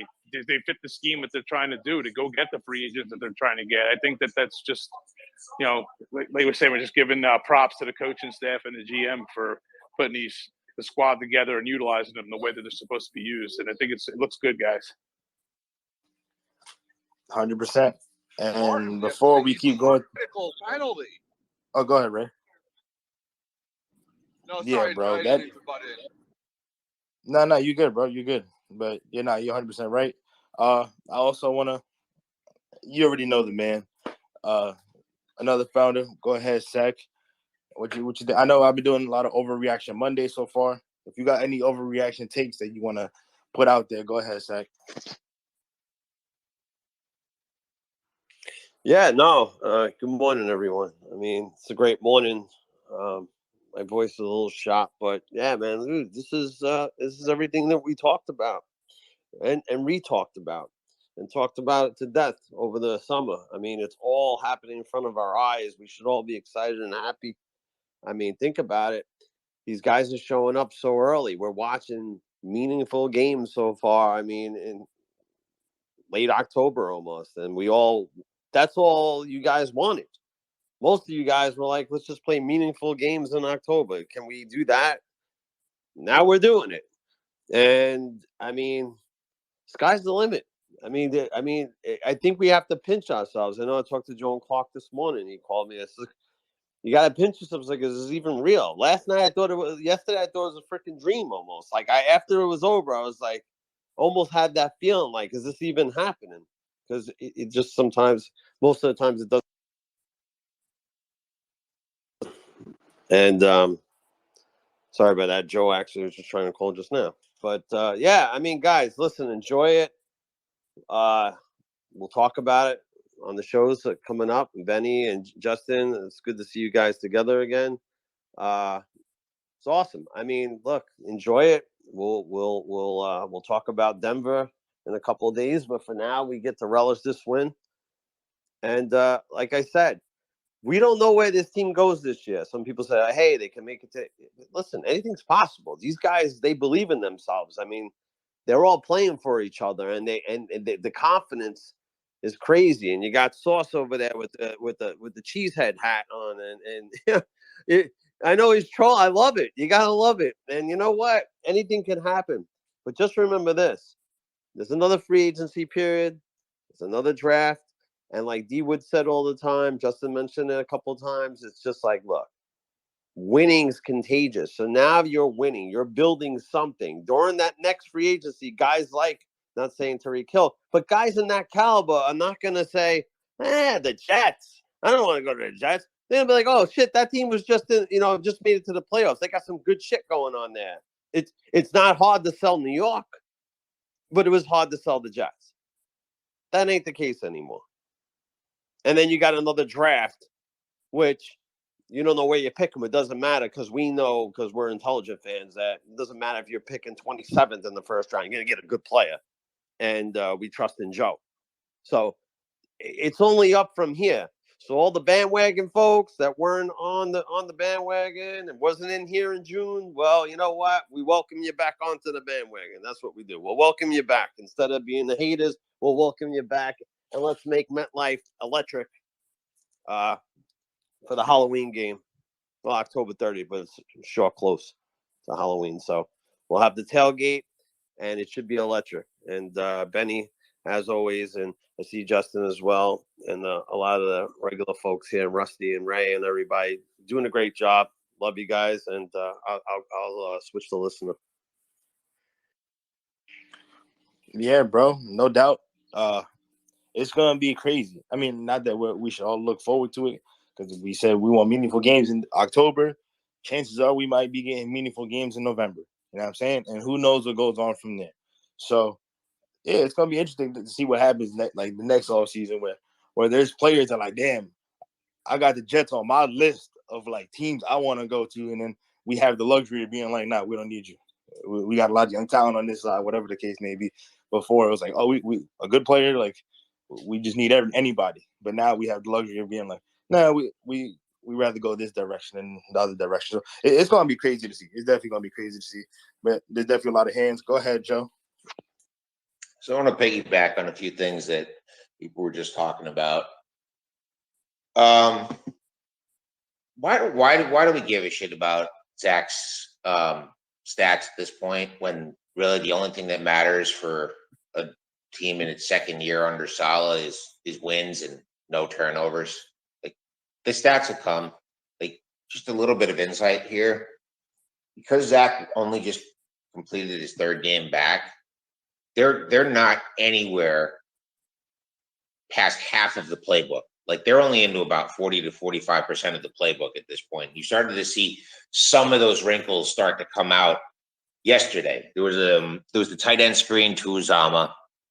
There was the rollout right where he threw it to Davis deep down the field. After we watched the game to see one other play that would be like a passing play.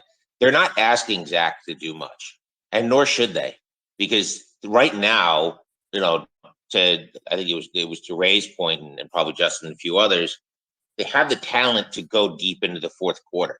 So they're playing smart football. They're not taking risky throws that could lead to turnovers. They're just trying to win a war of attrition each week. And so far, they haven't run into anybody that can compete with that. It's why they're running everybody off the field in the second half. And until some team stops that, they shouldn't change. They should just lean on Carter and Brees. It's the old hot hand theory. Those guys are hot right now. Like, forget the stats, Zach. Yeah, there's a couple. He would have more touchdowns if some guys didn't get stopped at the one. So, we wouldn't even be talking about this. We wouldn't be talking about Elijah Moore's lack of stats, but we don't need. It's clear. You watch the game. You don't need Moore. You don't need Davis. You don't need Wilson to be putting up 100-yard games like when we had Joe Flacco in there, because the defense didn't have to respect Flacco being mobile. You're going to start seeing like Zach rolling out to his left and his right more, and more flood concepts. So they'll be executing to Wilson and Moore's strengths, where they'll be having those guys doing high-low. One will be 15 yards down the field, one will be 8 yards down the field, and then you'll have like a tight end who'll be like the immediate check down.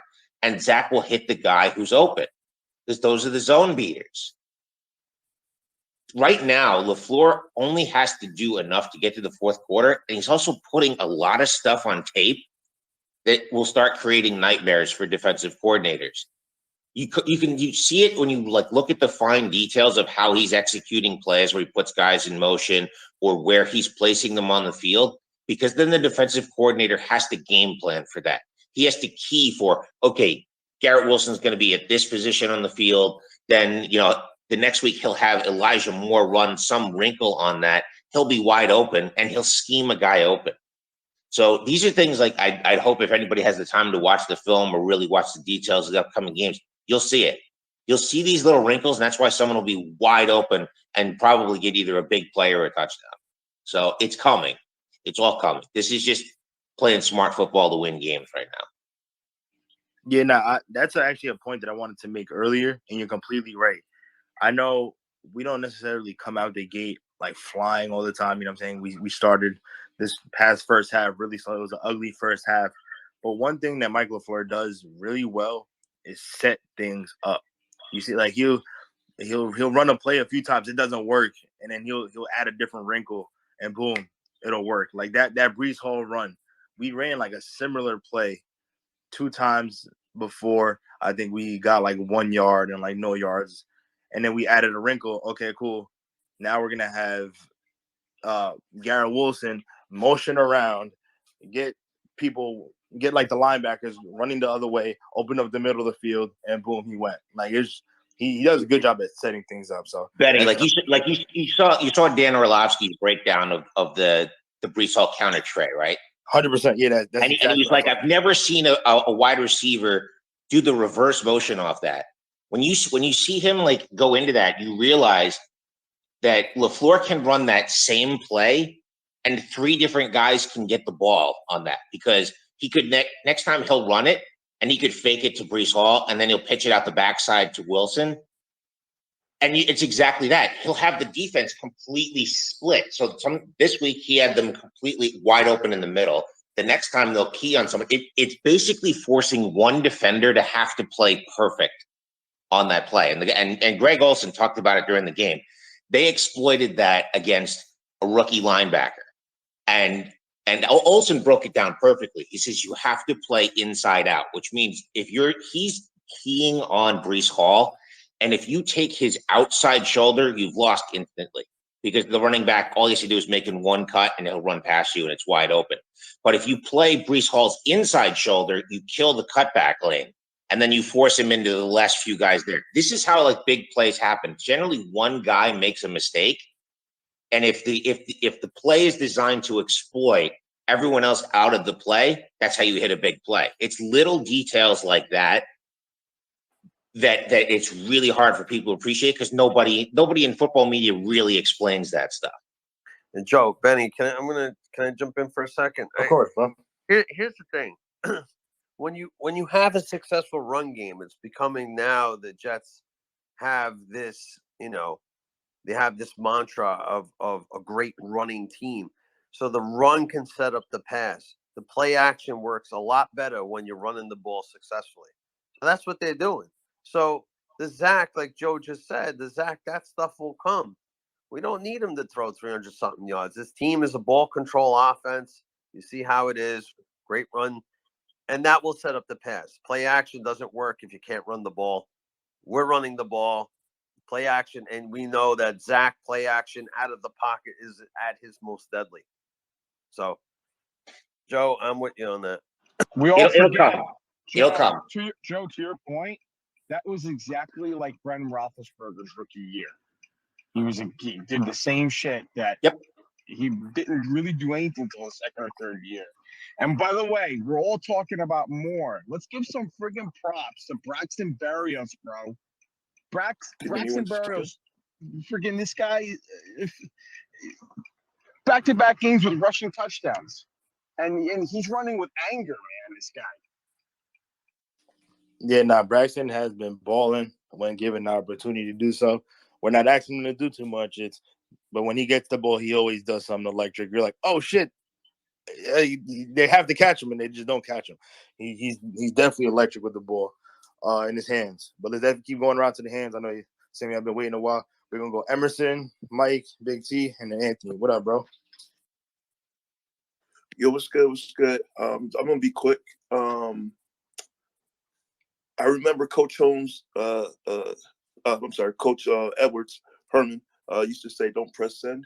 So like these young guys got to know that responding to hacks like Samini is going to get you in trouble.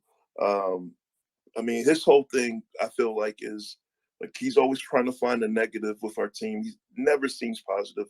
I'm a hater, and like instead of writing good stories, you're gonna put that stat out and cause them trouble. Now Elijah has to be smarter than that than to respond to that, but that's just all I have to say. He's a hack, and I can't stand him. Nah, listen, I said this before, bro. Like he probably shouldn't have sent the tweet, and Sack could attest to this. Me and Sack got into it one time a few months back when Michael Carter sent out a tweet, whatever, and then I mean, it is what it is. And I'm sure you have not seen anything like that from Michael Carter again. What's Michael Carter doing now? He's playing complimentary ball. He's working well with Breece Hall. You know what I'm saying? So I'm sure they nipped it, the coaching staff and whatever, nipped it in the butt when Michael Carter did it. I'm sure when they get back into the practice facility, he's probably gonna mention it again. They're gonna nip that in the butt there, and it would not surprise me if this next Sunday, they get him the ball. You know what I'm saying? Get him the ball early. Get him in the rhythm. You know what I'm saying? Create a nice little screen pass or whatever. Let him feel involved. And, you know what I'm saying? It'll all blow over. Winning cures everything. So at the end of the day, if we're winning, can't really say too much. And it's going to be a non-story in this time next week, in my opinion. But we'll definitely see. Oh, go ahead, Zach. I see you. No, it just, to me, yeah, we did get into it. Maybe I'm more old school, like Justin and Rusty and a few other Big T Rock. That I think that tell the coaches, grab Salah or LaFleur, more likely LaFleur, and say, look, what's the deal? I'm open. I'm not getting hit. Like, keep it in-house. Don't air your dirty laundry is what I always believe. And it's like, who are you telling that to? Are you telling that to Samini, or are you telling that for all the fans so that all the fans can now write underneath you and give you some positive, keep your head in it more? You're the best more. Like, this is what social media is sometimes. A lot of it has to do with someone writes something, either they're looking for sympathy or someone writes something and they want everybody, and then they'll read the comments underneath like, yeah, you're doing great. And keep, it's silly to me. It's silly. So it's not something that's needed. I don't know if it's that big of a deal. I think I made more of an issue of the Michael Carter one at the time, and now I'm starting to see Benny's way as well. But keep it in-house. Tell the coach, whatever happened to that? Now everybody's just blabbing it on social media, and it's like, what are you going to get out of it more? That's what I would like to say. Say, look, Elijah, what are you going to get out of it? What? So guys like me who don't really mean anything in the large scheme of things is going to be like, yeah, don't worry, brother. I got your back. More, you're great. We know you're great. Like, you don't need that. So it's like, it's silly. It's stupid shit. It's just like, cut it out. Talk to Michael LaFleur. set up a meeting and then discuss it that way. I work, like I always say, I work for a corporate bank. If I had a problem, I don't think I'm being utilized, my skills aren't being utilized, I'm gonna grab my manager and set up a one-on-one with him, on a WebEx or whatever, and discuss what my grievances are. I'm not going to take it to social media. I'm certainly not going to take it to the rest of the team that I'm a part of and say, okay, hey everybody, listen, I have a problem. No. So I don't know. That's keep it professional is what I'm saying. But they are young kids, like you said, Benny, and we live in a different age. Yeah. Like, I don't know. I'm like I said, bro, I'm pretty sure that's probably being nipped in the butt as we speak, as they're entering the facility. Like, I'm pretty sure they're going to have a conversation today. And it would not surprise me if in one of the first 3 plays we're manufacturing a way to get Elijah the ball. You know what I'm saying? Let him feel involved. Let him make a play. You know what I'm saying? He's probably eager. So he's probably going to touch the ball and make something happen. And boom, like that conversation's over. Like, you know what I'm saying? So I think they're playing him out of position. I think we've talked Oh, about yes, it. 100%. Justin, I know, Justin, if you're there, Justin, we said it. He's not a 50-50 guy. He's more of a fast guy. If you give it, he runs a crossing route over the middle, and you lead him on a pass, he can take it the distance.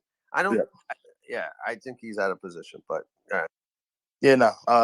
Let's definitely keep going to the hands. Go ahead, Mike. What up? So I'm gonna start off by apologizing to everybody. I've been negative in the last couple of months, man, but I want y'all to notice something. I posted 2 articles in the chat that I posted back in the summer and spring.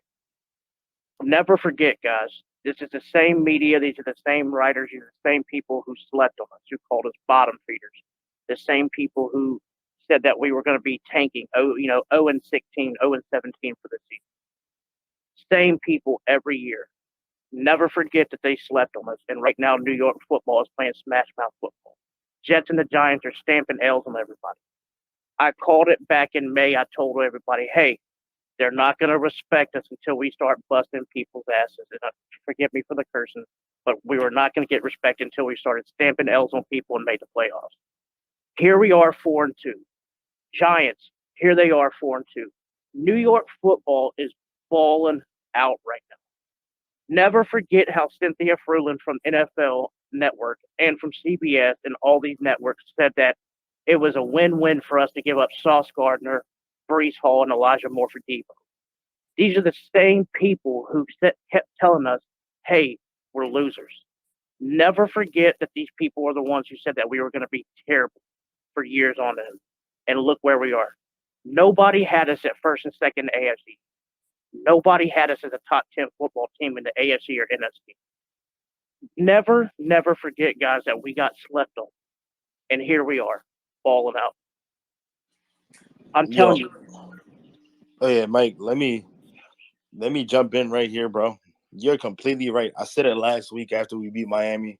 There's the whole fucking, we know, the excuses, the whatnot, and in the media, you know what I'm saying? So you've seen certain media members with like, oh, like the excuses, and then like the Jets they're an okay team. Like you could tell like they're starting to like look over at the Jets, like, oh, what's going on over there? I said it then. I don't want that fake love. I don't want when we start winning games, the media to be like, oh, look at the Jets, like they're so fucking good. No. I don't want that. Like, I'm tired of it. You were dogging us for a long time. Cool, keep that same energy. Keep that every week. I want to see Jets and whoever the hell we're playing. I want to see everyone pick the other team. That's what I love to see, because you know what I'm saying? We're gonna keep being slept on, and we're gonna keep proving people wrong. Keep proving people wrong. Absolutely. And like I said, man, it's for y'all. It's right there for everybody to see, man. They had us literally with the Giants being the worst teams in NFL. And like I said, in the picture alone that I posted, and I was talking at the time with Justin and Sack, and that, I told everybody, I said, this is going to be a great season. I was one of the first ones to say we were going to be a 10-win team. Everybody discounted the fact. Everybody said there's no way. I think only Sack and Justin were the only two who rolled with it and said, you know what, that's a real possibility. And that was the same space that we had D Wood in there, and we had T Rich that were saying, hey, it's a very real possibility. And here we are. Like I said, don't ever let the media tell you that we're a terrible team, or don't let them jump on the bandwagon of saying, hey, the Jets are a good football. They're a good football team. No, y'all had us at the 32 rated team at the end of the season. Don't let them off the hook. They told us who we are, and we're proving them wrong. And it's like, was it Rich Romeo Cornell? Don't let them off the hook. They told us who they are. Let's not let them off the hook. Yeah, 100%. I'm gonna throw this out there as well. I know it's not something a lot of people know about me, but I'm a sports journalist as well. I'm working with an internship with a media company called Tunnel Vision Sports, all that good stuff. And I got to hop on a call with Tony Dungy this past week, and I asked him about the Jets. And Tony Dungy, Hall of Fame coach, was praising the hell out of Jets, was praising the hell out of Robert Saleh. He loves everything that we're doing on this side. So I don't care about what they got to say on Good Morning Football or on First Take or whatever. They don't know. They don't really know ball. They don't watch the Jets. But when you hearing it from a Hall of Fame coach that he supports our head coach, that he supports the movement that we're doing, that he loves what Joe Douglas is doing, you're onto something. That's a Hall of Fame coach. But let's definitely keep going to the hands here. I know XYZ, you've been waiting a while, bro. Go ahead. Appreciate it. I see up top Will Parkinson talking about Sauce. I was one of the Jets Nation that wanted Sauce at 4. But this man-to-man coverage, man, that's what he did in college. That's what he flourished at. Man-to-man. And Jeff Albert, I mean, you could just tell the difference. We wasn't giving up the little knick-knack, the 3 yards, and with that man-to-man, they own them. And my question is, do you think now we're gonna play a little bit more man-to-man? Because he showed he can get his pass breakup. He showed that. Yeah, honestly, bro, I would love it. I would love it. I don't think we're gonna change our philosophy too much, but I think we have proven it, DJ Reed and Sauce, to be pretty solid in man-to-man. So we definitely defense getting home too. Yep. Our line getting home. So I mean, I feel like that is coaching now. You see that defense, our line getting home now. So why not put our number 4 pick in something he flourished in college? Like, let's use everything up to the full potential, I feel. Yep. I agree. You got 2 corners that are pretty, I'm going to use the word, elite in man coverage. Use that. And I know we don't like to blitz. Our front 4 is getting home. But when you got your front 4 getting home and you got your cornerbacks doing their thing in man coverage, it's time to open up the playbook. Exactly. You can do whatever the fuck you want. You can do whatever the hell you want, and it's going to work. So you're right, bro. You're right. I hope we go man to man every once in a while, a little bit more often, because you seeing it. Sauce is him.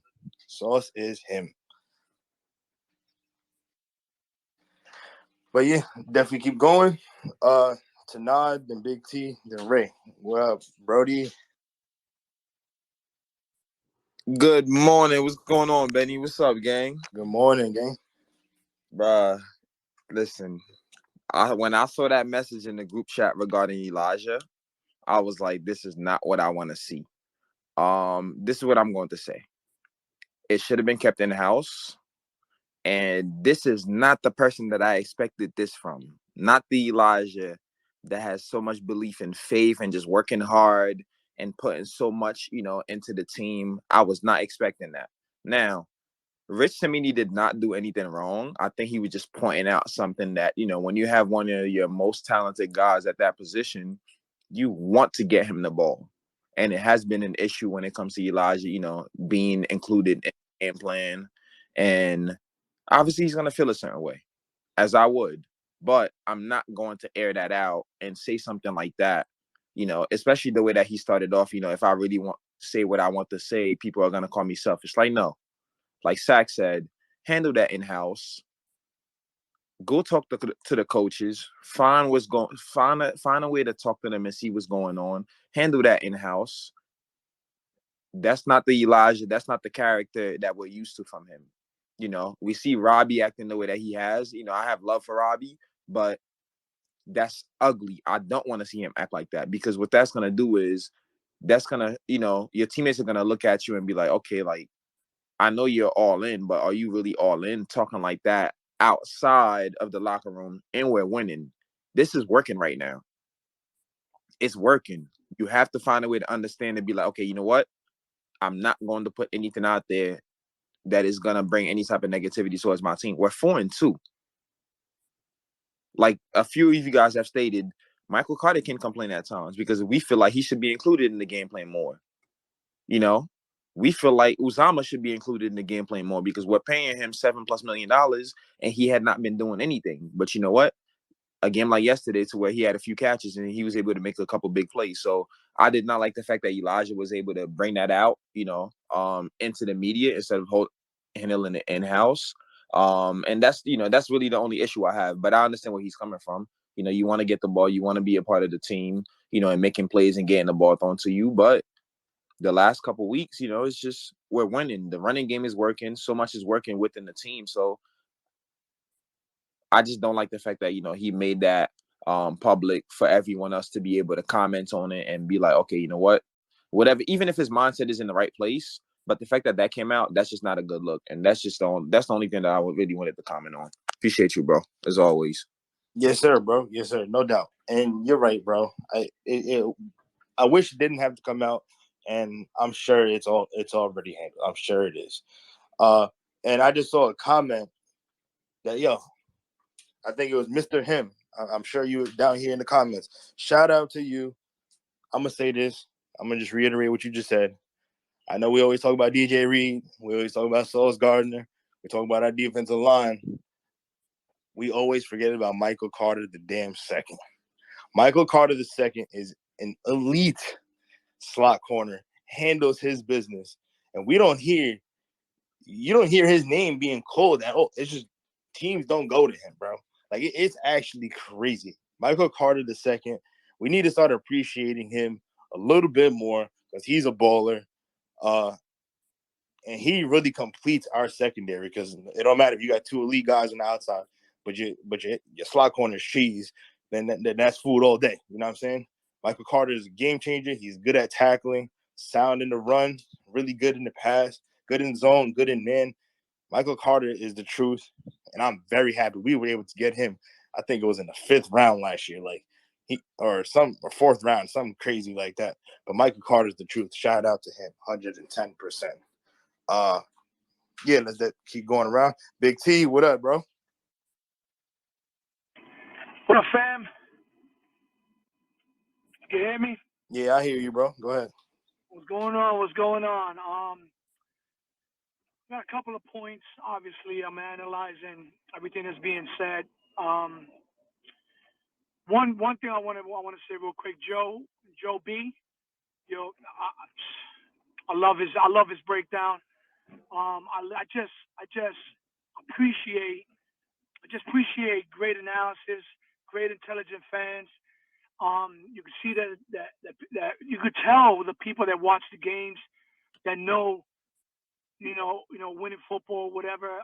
The analysis on the breakdown of the coaches, on the floor, that you could tell after the game that LaFleur is setting up plays for the second half, even though plays don't work. There are plays that are passing plays that change to running plays, and running plays that are changed to passing plays that are changed to gadget plays. Man, big up to the coaching staff, bro. Big up to the coaching staff and someone like Joe B to break it down, bro, because I love intelligent talk. You know what I'm saying? I hate garbage ass takes. That's why I love the Jet Lounge and I love my Jet family, because we're one of the most smartest fan base that talks about our team and we talk about other teams, and we don't just shit on anybody. So I just want to big up Joe, man. I appreciate him. I just do, man. Elijah Moore, non-issue for me, bro. Non-issue for me, bro. I play organized sports, competitor. I've been a coach. Non-issue, bro. Non-issue. I heard Keyshawn Johnson speaking about it and stuff, and I'm pretty sure Elijah has gone to the coaches, spoke about it. He got baited a little bit. You know what I'm saying? That's the only thing that I could probably say about it. A little bit baited or whatever. He just was honest, bro. A lot of us want the players to be honest, and when they're honest, we get on them. All he said was, he wasn't sure why, he wasn't sure because Samini was trying to crap on the damn coaching, on our plan or whatever. Why we didn't get the ball? We didn't get the ball to him because it was not necessary. It wasn't a necessary evil because of the fact that we were dominant in the trenches. And Elijah's gonna eat. This is game 6, bro. Elijah's is big for our offense. Wilson's big for our offense. Corey Davis is big for our offense. Our tight ends, our 12-man sets, we're big, bro. We're predicated on the run. We're predicated on the development of sack. He's playing in hostile environments and he's passing with flying colors. People don't understand that. The kid is developing his mental makeup. Understand real smart football and understand how our coaches are adjusting to the places that we're playing and it's being game centric. Like the man that we went from zone to man to man. My answer to that one is the Jets are going to play a game plan, and if it means to adjust to man, they're gonna do it. It was outstanding what they did in Green Bay. You know what I'm saying? That's what I'm saying, bro. I got no problem with Elijah. Nigga want the ball, and you're gonna get the ball. I got no problem with none of that, bro. Jeff family. You know what I'm saying? They counted us out, bro. They counted us out, and we're ahead of the schedule. We're ahead of it. We're ahead of it, and obviously we're gonna have a little bumps here and there, but do not put a cap on this team. Why not us? Why not us? Hell yeah, no doubt, bro. Yeah, I'm definitely getting a lot of requests, a lot of hands up. Put me down, bro. Put me down. Don't worry about it. You know, if I want to talk, I'm a request. Oh, I bet. Say less, bro. Appreciate you. Let's definitely go Ray first, then Cap, then Ant, and Chuck. Go ahead, Ray. I got something for you on overreaction Monday. I'm telling you right now. Can you hear me now? Yeah, I got you, bro. I think that Michael Clemens is pro comparison without a doubt in my mind is Calais Campbell. He is unstoppable, and he's going to be unstoppable up the middle. The way he gets that push, especially, he almost blocked that field goal. I think there's a chance he blocks it if Quinnen don't get it first. He's got the block punt. He reminds me of Calais Campbell. That's my hot take. Listen, if we can get Calais Campbell in the fucking, what was it, 4th round? Shit, and I can see it, bro. Big body, big hands. He's unstoppable, bro. He really is unstoppable. But yes, keep going. Go ahead, Cap. What up, bro? It's a pleasure meeting you. I know I haven't really got to speak to you since meeting you. Yeah, it was great meeting you too. Hell yeah, bro. It was funny. Who did the halftime? It was yesterday for the Jet game. It was James Brown. I did. No. I'm talking about on TV. Oh, I thought you were talking about Jet Lounge. Sorry. No. James Brown and whatever mozzarella heads they had on there. And if you noticed, and I was talking to somebody during the game, and I said, watch what happens at halftime. I said, out of the whole panel, if there's 6 guys, 5 of them are going to, I go, 4 of them are going to talk about how Aaron Rodgers don't look right. And it's, what's going on. One of them's going to talk about how the receivers for the Packers aren't doing what they're supposed to do. I said, and probably one of them's actually going to give the Jets praises for what they did. And I think it was James Brown was the only one who said Jets are playing great ball right now. Everybody else wanted to say it was Green Bay, what's going on there, this and that. So I'm just used to it. As for the Elijah Moore thing, I mean, I guess I'll go back a few weeks and talk about when when I think it was it Joyner who said that there has to be better communication, or no, it was DJ Reed. DJ, yeah. DJ Reed said there's got to be better communication. So let's just go off the fact that maybe Moore is trying to put that spark the way the defense got sparked when DJ Reed said something, you know. But other than that, I don't take much stock into what he had to say. I just look at it and go, okay, you know, maybe he felt they could have used him on the reverses instead of Braxton Berrios or whatever. But that's fine. That's I don't really sweat it when it comes to that. He can say what he wants. I'm sure he's gonna get the ball a ton with the rest of the season. I mean, the guy only threw for what 112 yards. I mean, you know, it's not like he threw for 375, 3 scores, and Elijah Moore got 0 receptions. I mean, you know, the guy threw for 100 yards. You know, like you can't really complain. Yeah, no, 100%. We only dropped back 18 times. So it was clear the game plan was they sucked against the run. So and we got away from it a little bit in the second quarter, granted. And I feel like that's when most of the passing attempts occurred. But aside from that, it was run the ball, run the ball, run the ball, and open it up to Corey Davis, and where he threw the bomb down the right field side, and whatever he got the big play, and then run the ball some more. It was clear, can't be too mad at it. And like I said, plenty of times already, Elijah's going to get involved. I'm sure they already spoke about it today or whenever he tweeted about it. And guarantee you they're going to manufacture him a few routes, you know what I'm saying, get him involved next week. So, yeah, no, it is what it is. Definitely keep going to the hands. We can go with Chuck, then Anthony, because I know both of you have been waiting a while. But go ahead first, Chuck. Good morning, everybody. Can you hear me? I hear you, brother. Good morning. Yeah, I just want to say these next 3 or 4 weeks are going to be a real test for the leadership from the GM down to the guys in the locker room, because the New York media, with the Jets and Giants being successful, they're just waiting for them to fall, and they're going to try all the clickbait stuff that they can to cause dissension in that locker room. And the kid's young. You know, he got baited by Chimini there, who's, I don't know why he's still on the Jets, but whatever, on the writing for the Jets. But anyways, we don't want this to turn into, you know, the show when Rex was there, the clown show, the clown cars, all of that stuff.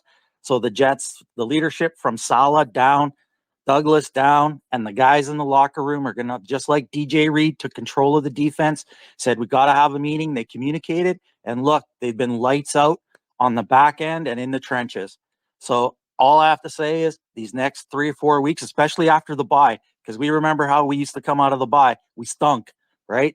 So we got Denver, Patriots, and Bills. And I think Denver and the Patriots game are going to set us up for our success in the Bills game. If the leadership can take over in the locker room, take that young pup aside and say, look, this is how we handle business, you know, and they'll be good. That's all I have to say. Nah, you're 100% right, bro. And I think you said it best. From top down, that's where it really starts. And I don't know if you guys seen or heard Robert Saleh's post-game press conference where he mentioned it. He was like, okay, we know this is a big game, but I don't want to make it bigger than it really is because we need to get back to work. You know what I'm saying? So I think it's easy for a young team to be, oh, we got some success and ride high and be like, oh, and then get fucking blown out next week. And that's what it could have easily happened this week after a big win versus Miami. So I think they all realize that there's a bigger goal. Every single player is echoing the same thing where this is a good win. Now let's go clean it up. Now let's build upon it. So I don't think no one's getting too high, no one's getting too low. And we're going to learn to see how they handle success. They handle success by wanting it more. Okay, I like this feeling. Let me grind again. I want it again. I want another victory Monday. I want another one. I want another one. And that's how we're going to stack. And I think they're sharing the same sentiment that you're looking for from the head coach down. And I'm sure Joe Douglas is saying the same thing as well. So 100%. But go ahead, Anthony. I know you've been waiting a while, bro. I know you had to drop out, but you came back in. What's up, Ant? Hey, been a while, guys. I'm glad to see Jets Nation's doing well. Benny Sack, thanks for always hosting and doing a great job. I just want to say a couple things. A couple months ago, when Damian Woody was on with everybody, I was talking about how Brees would be rookie of the year, that this kid, I watched every game that he played in, and I said that this kid is going to be special and he's going to be rookie of the year. And I got a lot of slack for it. But what I'm trying to say is the kid is built like a Curtis Martin, but more talented. Okay. Number two, Sauce Gardner. You watch his games all the time. I don't understand why it was a surprise. This kid, his ball hawking abilities are kind of like, reminds me of Sherman and Darrell Revis mixture. He doesn't have the speed of the top flight, but he has the recovery to get to the ball. And we got to stop talking like old Jets. Okay. I'm expecting the Jets, because this is a new regime. Saleh is not Rex Ryan. Stop with all the nonsense. He is his own stamp maker. He's putting his stamp on these baby Jets. And that's what I love, because that's what they are right now to me, the baby Jets. And I love the fact that Sauce Gardner put the cheese head on and did what he did, because he walks the walk. And I'm telling you right now, if we're not 6-2 when we meet the Bills, I'll be very surprised. Am I expecting that we're going to beat the Bills? I'm going to say no, only for one reason. Josh Allen is a freak of nature, and he must get the respect that he deserves. He commands the team, and they're playing well. Now, I'm not saying that we don't have a chance, but I want to be realistic. The Jets sitting at 6-3, no one saw that coming. But I did say, if you go back to the recording, you'll hear me say, I wouldn't be surprised if the Jets win 5 games, before the Bills. And again, everybody was hanking on me. But Joe Douglas is the furthest thing from Mike McCagnon, and we have a plan in place. And I think we have a bright future, and we still have a lot of draft picks. But I love what Dwayne Brown is doing. Let's give him credit. He didn't have the surgery. The guy is showing these young bucks what's going on. And that lead block on Barrios, 37 years old, taking that corner. And it's just amazing. But I think we have a shot. Benny, thanks so much. Bless the Jets. And hopefully we'll have this talk next Monday. Hey, Ben, Anthony, this is Zach. I just wanted to. I agree with everything you said, except for the Brees Hall thing. I mean, I don't know if you're on the space. I've been talking about Brees Hall over and to nauseum about he could be one of the best Jet running backs we've ever had, and I don't know who would have gave you any angst towards saying that this kid's special, because I mean, you can just see it. I mean, we've been calling it before.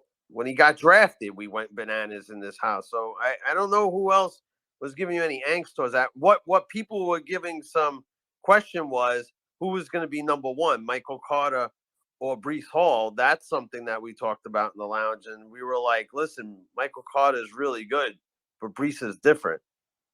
So Yeah, I was getting a lot of slack from like the Pittsburgh. I have a lot of friends that have been busting my balls since '78. You know what I mean? I've been a fan way back. You know what I'm talking about? Wesley Walker, Al Toon. yeah. Okay. So yeah, right. So the thing is that I knew when Saleh was coaching last year, I saw something different. I saw a guy who actually is a coach. He's going to be what Mike Tomlin is to Pittsburgh. Saleh's going to be here for a good decade. I'm telling you, the guy has immense coaching talent and understands football. But as far as Brees, I'm telling you, it was way back when. Like I said, I haven't been on for months because I've been so busy with my 2-year-old that I've been, it's hard. First time father, and having a Jets winning season doesn't come very often so far. So what's going on is, I think this 2-back set is going to grow.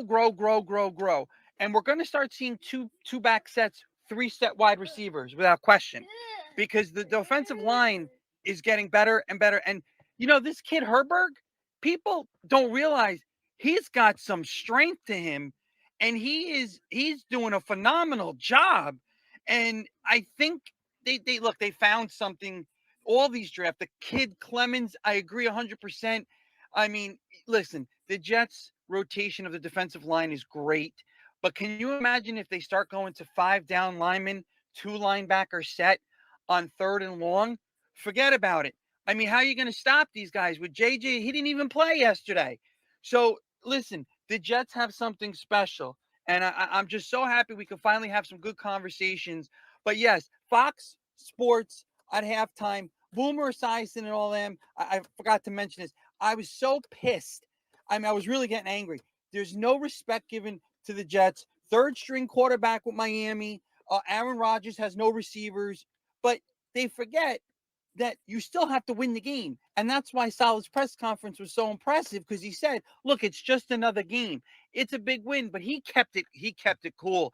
He's like, we got more work to do. And this is why I love where this franchise is going. And I love that Tom Brady sucks. Dude, and real quick, 100%. Ben, don't Yeah. they just keep raising the freaking bar? They just keep, what do they say, moving the goalpost? Yeah, moving the goalpost. Yeah. That's what they do. They keep moving the goalposts. It's like, oh, nobody picked us to beat the Dolphins, and then what happened? We beat the Dolphins, and they came up with excuses, and they go, yeah, well, you got Green Bay, and they all picked Green Bay, and now it's like, oh, you beat Green Bay. It's like, yeah, unless you beat the Bills, then it's like they keep moving the goalposts. These people are jokes. I got to tell you, I'm not sure how they all have fucking jobs, to be honest, because Mark Sanchez is another retard. This dude, Mark Sanchez, gets on there, and they're talking about the Jets, and Colin Cowherd, who is one of our worst critics, says, just as he says, the Jets got better offensive players, Mark, than the Packers do. And he goes, I mean, he's got better wide receivers for sure. And Mark Sanchez starts going, I don't know. He goes, they got a special bunch of receivers out there in Green Bay, Colin. Really? Sack, tell me you don't watch football without telling me you don't watch football. And Benny, really 100%. quick, Nate Herbig's only 24 years old, and Douglas plucked him for nothing. Think about that. Yep. 100%. It's I forgot. I think it might have been Anthony who said this before about Breeze and Sauce. Another overreaction, but not so overreaction. I fully expect us to win Offensive Rookie of the Year and Defensive Rookie of the Year. No bullshit. These two are playing at an all-pro level, 6 games into their career. No other rookies touching that. Can't tell me otherwise. No, I agree 100%. And I'm going to leave on this note that, for a guy like me who's watched every Jets game and suffered through everything you could possibly, the butt fumble all the way back to when they knocked Drew Bledsoe out and Mo Lewis, and then comes, Princess Brady. But what I would like to say is, I believe that there are about 7 more winnable games on the Jets schedule realistically. And I wanted just to get you guys, Benny and Sack's take on that. Do you think that the Jets could go 10-7, 11-6 wild card if what we see is real? What we're seeing is real. I firmly believe we could get to 10 wins. 11 would be insane. Not that I don't see it, but I definitely believe we could touch 10-7 without a doubt. Especially with the second, there's no easy game in the NFL. I'm gonna start by saying that, but we all realize that our second half of our schedule isn't as big dog as our first half. I know the Lions are well coached, but we're better than the Lions. Jacksonville's coming back down to earth. The Pats are playing well. Granted, I'm not going to take anything with their backup quarterback. They're playing well, but I think we go in there, handle business versus them, and we already proven. I know Dolphins fans don't want to hear it, but guess what? We beat that ass. So we did it before. We could do it again. So yeah, we'll definitely see how everything plays out, but I fully believe it. But let's definitely get to all these hands. I hate to be that guy. There's a lot of hands, a lot of requests coming in and whatnot. So if you can keep your take a little bit shorter, so we can get to everyone. And after everyone goes and you want to continue to speak, I'll definitely call on you. But for now, keep your takes a little bit shorter. Nick Capone, you've been waiting a while, brother. Go ahead.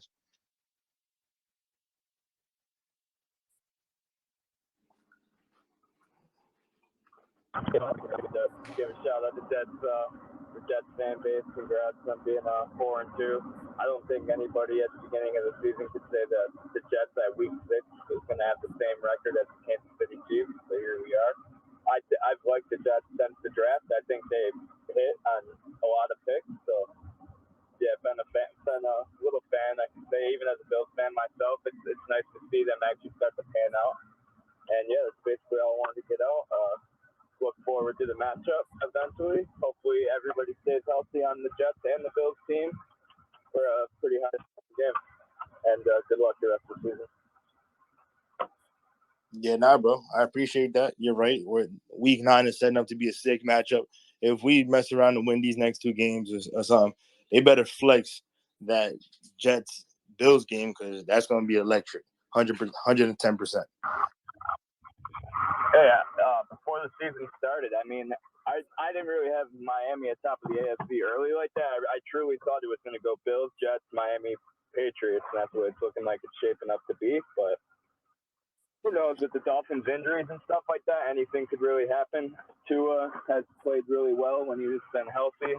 I mean, their record when Tua's playing is like 17-8 or something like that. But yeah, AFC East is shaping up to be one of the best divisions of football. I don't even want to say it like that, but it's true.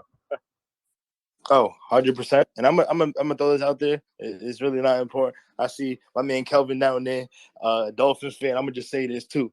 I know y'all was upset because y'all had your third string quarterback, and I heard if Teddy Bridgewater played the whole game, you know what I'm saying? We would have won. Guess what? Teddy Bridgewater looked like fucking dog shit. So chances are we would have beat y'all even more. Yeah, Bridgewater If looked worse. Teddy Bridgewater was out there. Bridgewater looked worse than the other quarterback, in my opinion.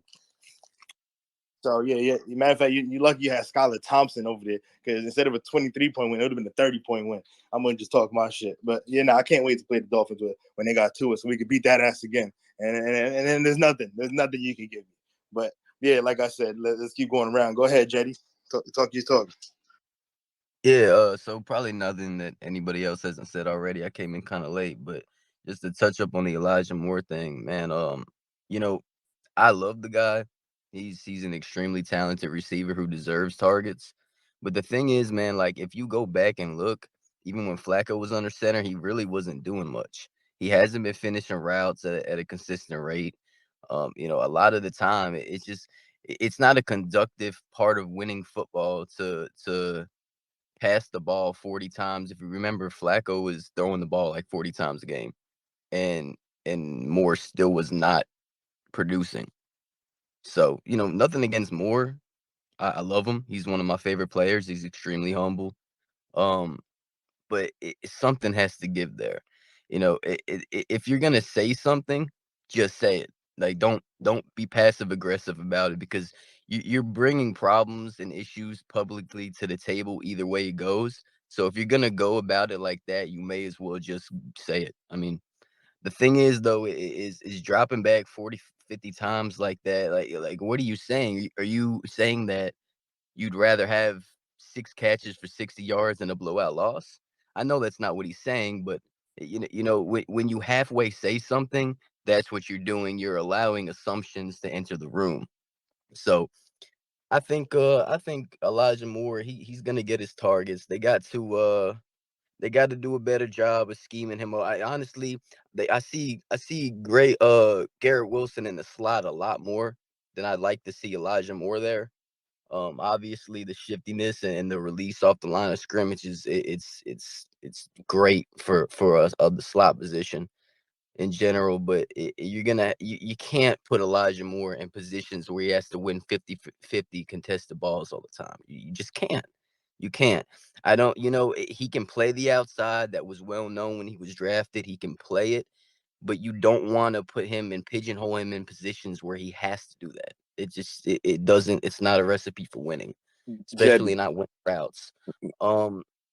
Just to keep it short though, man, if we can go into the bye week 6-3, Jesus Christ. Like I would have never thought that was possible. Um, but now looking at it, the Broncos, they're a very, very beatable team. Now, Denver still historically does give us problems. So like obviously that makes me a little bit shaky. But You know, it's nothing we can't handle. It's nothing we haven't handled. We can beat them. We absolutely can beat them. The Patriots, though, a lot of people aren't talking about that. Like, the quarterback situation is what it is. It's shaky, but that defense is still as good as I remember it ever being, to be honest with you. They don't have Damian Harris, I don't think, so the run game should be reduced a little bit.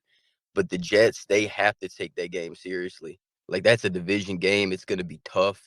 It's gonna be a trench warfare, most likely, offensive line versus defensive line. It's gonna be ugly. And the Jets, if they can come out on top 6-3, now you have breathing room you haven't had since 2010. As far like, obviously you don't want to make mistakes, but you have breathing room though. Like, that has not been a thing for us. It's your back is against the wall and you have to win every single time. Like, you have to go out and win and get every game you can. You have to do that anyway. But you get what I'm saying. The mentality of the Jets is we're usually 1-4 or 1-5, and things are like, okay, now we got to start winning consistently, and it never happens. We've already done that to this point in September and October, so there's a little bit more room. So I'm excited about that. I'm excited where we're at. We look great. Of course, things need to be cleaned up. I hear a lot of people talking about Zach Wilson and what more he should be able to do. Look, I don't care about any of that. We're winning games. You know what I mean? It's not going to be.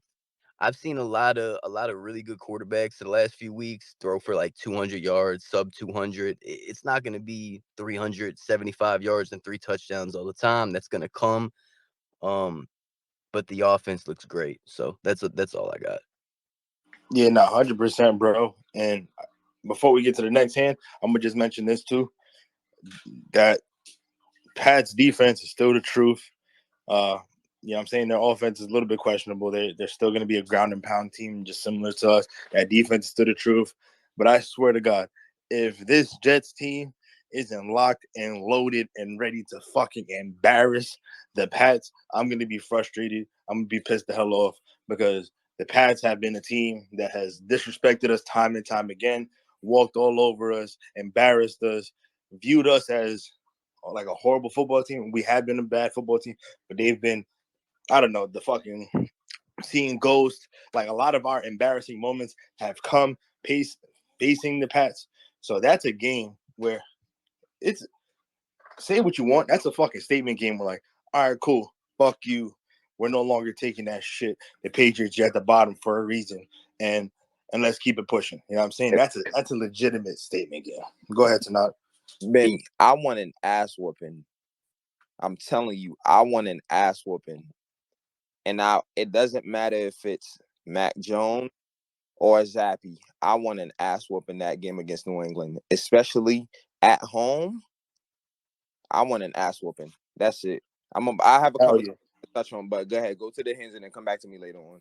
Yeah, it's gonna be Halloween. I want that shit scary for them, bro. It needs to be scary. I want them to look at the scoreboard and be like, "Holy fuck, that the Jets are like that." Like, ah, damn, we can't be fucking around with the Jets no more. Like, that's what I need to see, bro. But 100%, let's keep going to the hands. Rusty, then Terrence, and then Michael, and we'll keep going. So go ahead, Russ. You know, I want to point out something that Sack was talking about, how the media still disrespects us. And he's right, they do. And for a while there, that pissed me off to no end. But now I'm starting to see it from another side, because every time they put the Jets down, Salah has more bulletin board material. And on a young team, that's big, because they're going to be pissed off themselves and they're going to want to prove everybody wrong. And the more the media gets down on them, the more they're going to fight. And I really believe that. And as for New England, I want to win that game so bad. Not just win it, I want to blow them out, because they have done such crappy things to us. I mean, Bill Belichick loves to run up the score against the Jets. He likes to do it for everybody, but the Jets in particular. And that's what I want us to do against him. I'm hoping that we can do it. That is one game that I'm not scared of, but they're trending up now, just like we are. And Zappo, is doing really well as their quarterback. I think he's a better quarterback than Mac Jones. And I would not be surprised if he doesn't stay in even when Jones is ready to come back. But regardless of that, that is still a winnable game because we're not the same old Jets. And I don't think we're ever going to be under this coaching staff and this front office, because whatever it is that we don't have, Joe Douglas will make sure we get.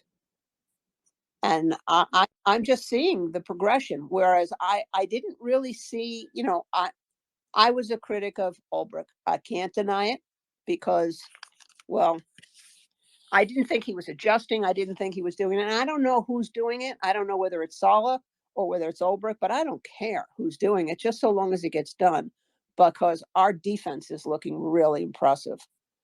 So hopefully, when we play against them, hopefully LaFleur is going to put together a better game plan for our first half and not just our second half, because I want us to beat them from from the first snap. Okay, so I know there's a lot of hands. I'm not going to belabor it, but I had to say that. 100%. I literally could not agree more. I want to start fast. I want to end fast. We need to be on. I don't give a that's a game that if we're up 40-0, 40-7, I'll give them 7 in the fourth quarter. I want 50. Like, I do not care. Screw the Pats, honestly. But let's keep it going again. Let's go to Terrence. What's up, brother? Benny, how are you, buddy? Doing good, bro. How you doing? Victory Monday, baby, to all the Jet fans. Hopefully, this looks like it's becoming a common occurrence, and I'm psyched for it. I just wanted to point on what Rusty was saying, and also Anthony, who was not our aunt, but the Anthony that was talking a couple of people before. And to me, the thing that pleasantly surprising to me yesterday was that this Ulbrich had a game plan. And for the first time in a long time, I haven't seen this defense swarm after a quarterback like they did yesterday. And then also when they were handing the ball off, because we know, all last year and the early part of this year, like the run defense didn't seem, we were always counting on the pass rush. But yesterday, this run defense, like Quincy Williams, was all over the place, and they were not getting any yards. Everything was hard for them on the ground, and to me, that showed a game plan, and which is something that earlier in the year I've complained about, and everybody else was complaining about when they were talking about fire Ulbrich, or maybe Peyton being a suitable replacement if it got really out of hand and bad. But to me, it seemed like finally there was a game plan on defense, and it neutralized Aaron Rodgers, which was totally surprising to me in a great way. And I'm just hoping, looking forward to some of these games, that if that coaching staff can, check the film, diagnose the weaknesses of a team the way that we did yesterday against Green Bay, we have the talent, and we're going to be competitive in any situation. That was number one. Number two, I think also on the offensive side, LaFleur, I would have loved to seen him make some adjustments in the second quarter as opposed to like at halftime.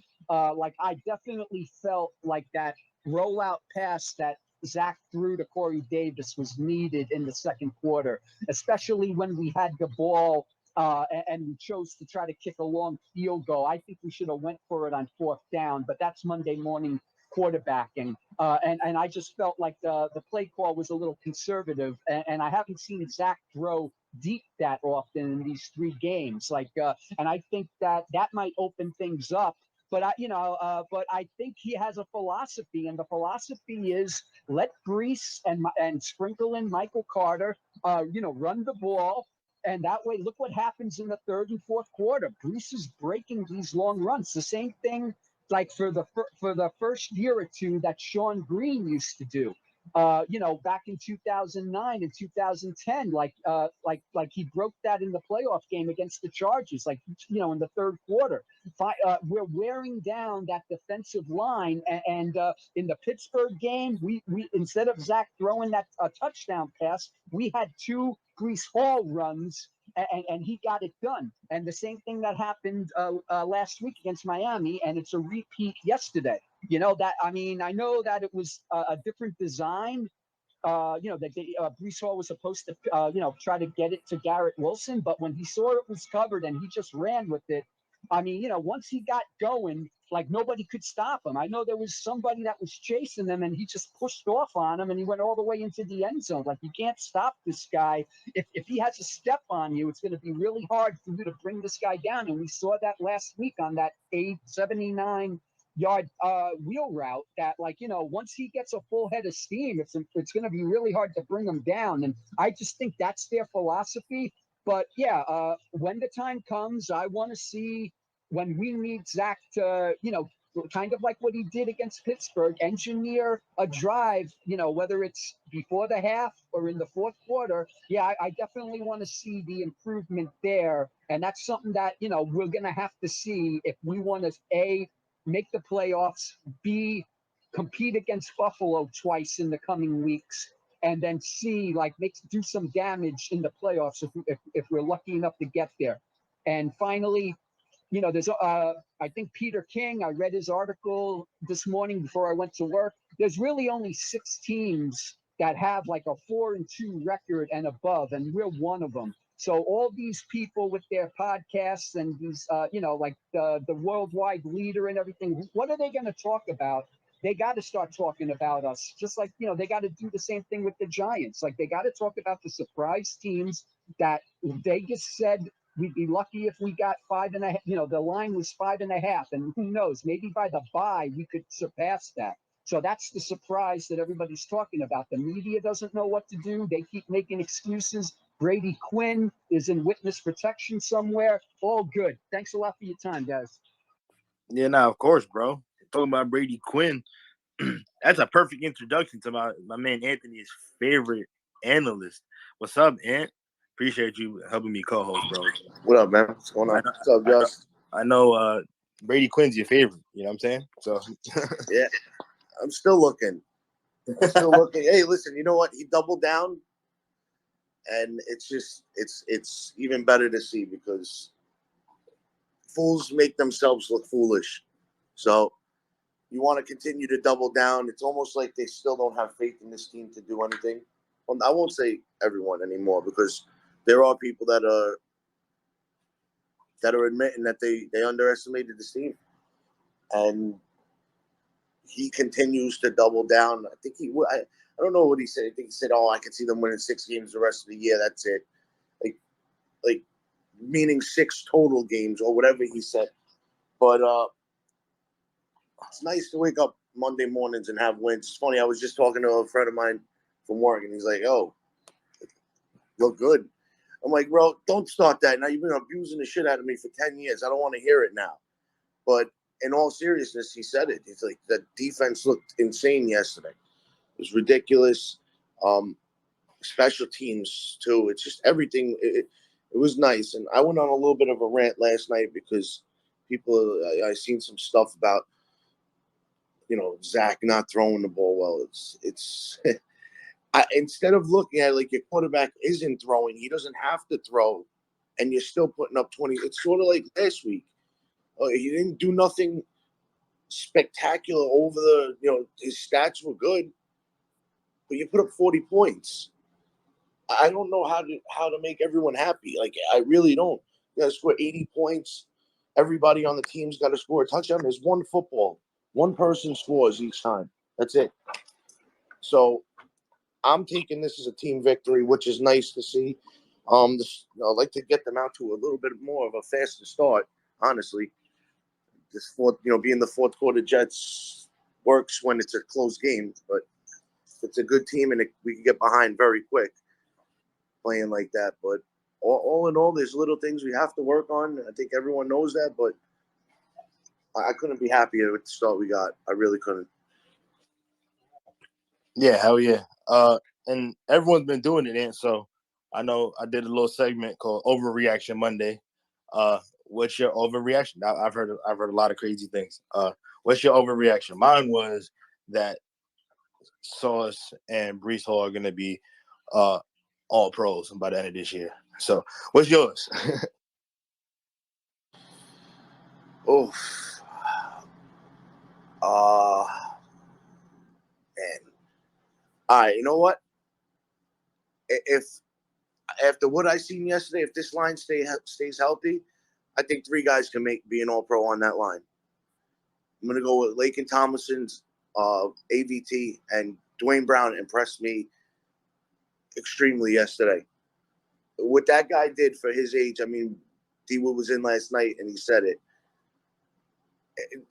Joe Douglas is a magician, but that's what I'll say. That this line, I don't know what you guys touch on because I just got in, but if it stays healthy, the guys they have in now, Fant and Mitchell come back, and I love Mitchell. I've been hyping him up, but I don't want to change a thing, man. Nothing. Amen to that, bro. I low-key wanted to kind of get to that point, but yeah, if our offensive line has been fantastic the past 2 weeks with this rotation, Elijah Vera Tucker being at right tackle, crazy. Nate Herbig, he's fucking gritty. You know what I'm saying? He got into it at the end. You can tell he got under someone's skin. You know what I'm saying? I love it. I love the grittiness out of our offensive line. I wouldn't change shit. Sorry, fan. Appreciate you. Sit down. And Max, you're probably going to be the right tackle in the future. Thank you for holding it down at the beginning, but let's continue to develop you. And our offensive line, literally, is You really know what? fucking. Real quick, Ben, just to hop on that. Sometimes, you get guys that get injured, and you never want to see someone get injured. But if he could continue to play that way, Herwig, it's almost like Mitchell getting hurt got us a better, not a better player than Mitchell, but got us a good player. Because at that point, we were looking to bring in whoever we could. We didn't know what we were going to do when that happened. AVT's been a blessing. The guy he's a chameleon, bro. You put him any way you want. He just adapts to it. He's our anchor. I mean, that guy is such an underrated leader for this team, being so young, and I don't care what anyone tells me. Guys see what he's doing, and everyone that said it says it's so impressive. This team is just fun. I don't know anything else to say. It's just I finally, in my life, I can't wait for that game ended yesterday. I'm like, it's almost like watching a good series, and it ends, and you're like, God damn, now I gotta wait for next week. I want next week to come already. I really do. I swear to God. Oh, 100%. 100%. I can't wait. That winning stuff is like legitimately a drug, bro. I need it again. I need it again. I need it again. It's crazy. But let's definitely keep going. What's up, PD? Talk to me, PD. Good morning, everyone. Back. Listen, I'm not trying to temper these expectations, but we're all getting to the bye, and I get it, and I'm happy with where we're at, but I don't see our schedule softening up quite a bit. We have to play 3 out of 4 in New England. I'm not saying we can't win that, but we got to go to New England, Minnesota, and Buffalo. So, we still got a lot of work to do. I'm happy with the team, but I'm still slow in my roll. I'm enjoying this. I'm not saying that the Jets aren't going to do this and aren't going to do that. I'm as hype as anybody, but let's just, keep what's in front of us. Let's go in and beat Denver, come home to a raucous crowd against New England. And who knows, let's take our chances with Buffalo at home. And you never know what's going to happen. But I cannot look ahead and say now I'm guaranteeing the Jets are doing this and doing that. No way. I'm sorry if you disagree with me. Come at me, whatever. But Minnesota's a tough place to play. We haven't won in New England and since probably freaking 2011, 2012. I see the thumbs down, T-Rock. I'm not saying we're going to lose, but you know what I'm saying? Just that's my thing. I could boost in my Just getting a chest. rise out of you, Petey. Just getting a rise That's out all of you. right. No, Petey, but you know, I'm hey, giving him a hey, two. hang on, Ray. Hey, T-Rock, you get a rise at me now that you keep interrupting all the time. I love it. Petey, can I just counter that real quick? I had to say that, T-Rock. Go ahead, yeah. I love you, brother. I love you, brother. I know there's a lot of things that we haven't done in a long time, but there's also a lot of things, and I'm with you. The expectations for this team, my expectation is to win the next game. That's what I'm on. But we came into the season saying we got to win a September game. Check that box off. We have to win a division game. Check that box off. We have to win multiple games in a row. We're doing that. We never win in Pittsburgh. We did that. It's hard to win in Green Bay. They don't lose. Check that off. They did that. So to me, I'm with you. I understand. It's almost like what I say to people is like, oh, the past, and I'm guilty of it myself, where you start to like go into the mode that we're so used to because of the past teams. This team is not a past team. So I get what you're saying, but if they go and they beat New England, to me, it's just another check mark that they could put in. And if they don't, honestly, right now, I think I might have said it last night. I don't know. We do so many of these spaces. It's a young team. There's going to be that bad game where we're going to say, oh, this is what they did wrong. But I don't see this team getting blown out. And that's what we wanted. The main thing was to be competitive. Right now, we're exceeding being competitive. We're winning games. Yep. We're 6 weeks in, and we won the same amount of games we did all of last year. Yeah, and then I just want to say one thing. Green Bay was 130, 45, and 2 in the last 22 years at home. So that's 45 losses in 22 years at home. That's like 2 a year, basically 2 a year. So we accomplished something that most teams in the NFL haven't done. So the Jets need all the respect and credit. I'll see you later, Ant and guys. All right, Pete. See you later, bro. But and I'm gonna preface this saying it early. I usually dip out around 11:30. I have stuff to do. So I definitely want to get to all the hands.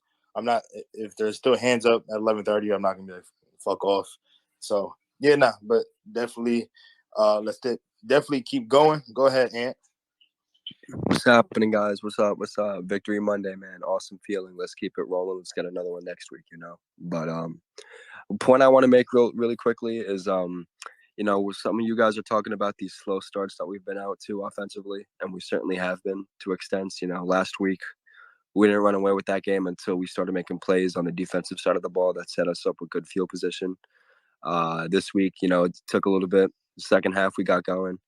Brees Hall started eating up as he does, But I really think that a big adjustment that has to be made, not only mid-game, but this is an adjustment for the season that's, overdue.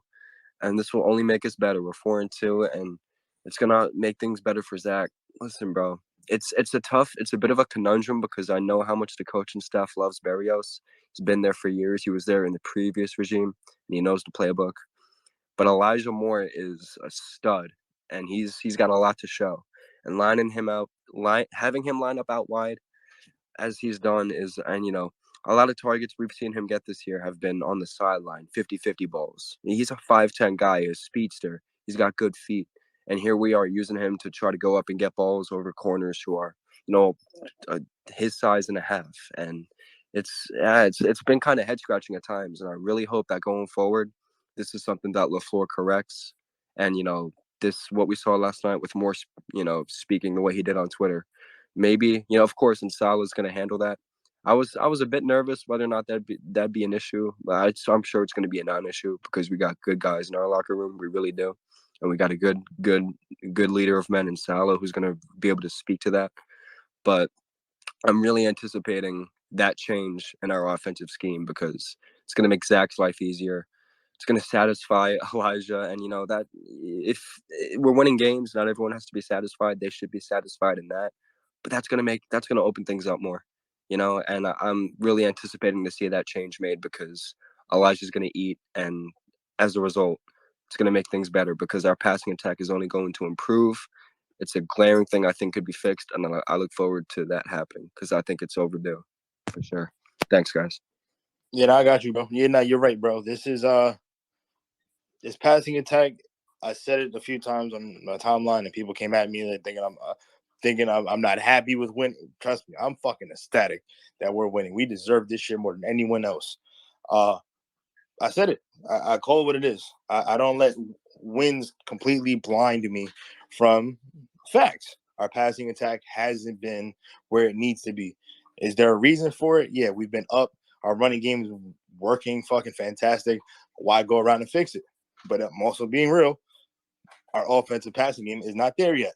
I expect it to get better. It will get better. And I think after the bye week, when we look at it in the mirror, see this is what's working, this is what's not working. Maybe you're like, okay, Elijah, we're gonna try you a little bit more in the slot over the who knows the conversations that they're gonna have. But after that point, after the bye, we refocus, boom, I think then we'll have a real opportunity to see what Zach is about, see what these offensive weapons are on the outside, not just Brees Hall, Michael Carter. But yeah, well, Benny, go ahead, Kanan. Yeah. real quick, it shouldn't take you this long to see that your receiver is not winning on the outside. It Oh shouldn't. no, I agree. I agree. You know, you see that when you put him on the outside, he's not getting the leverage and the separation that he needs. So you put him on the inside, put him in motion to be able to, use Garrett Wilson outside a little bit more. But I think after the bye week, the adjustment will be much better because that's going to give him a couple weeks to be able to watch tape and look at a lot of things and then make adjustments that way. Yeah, no doubt, no doubt. So I can't wait to see it, bro. Because once Elijah Moore starts balling, our offense is going to take on a whole different dimension, and we're excited now. It's going to be crazy. It's going to be crazy. But let's definitely keep going. Michael, what up, bro? Hey guys, two things.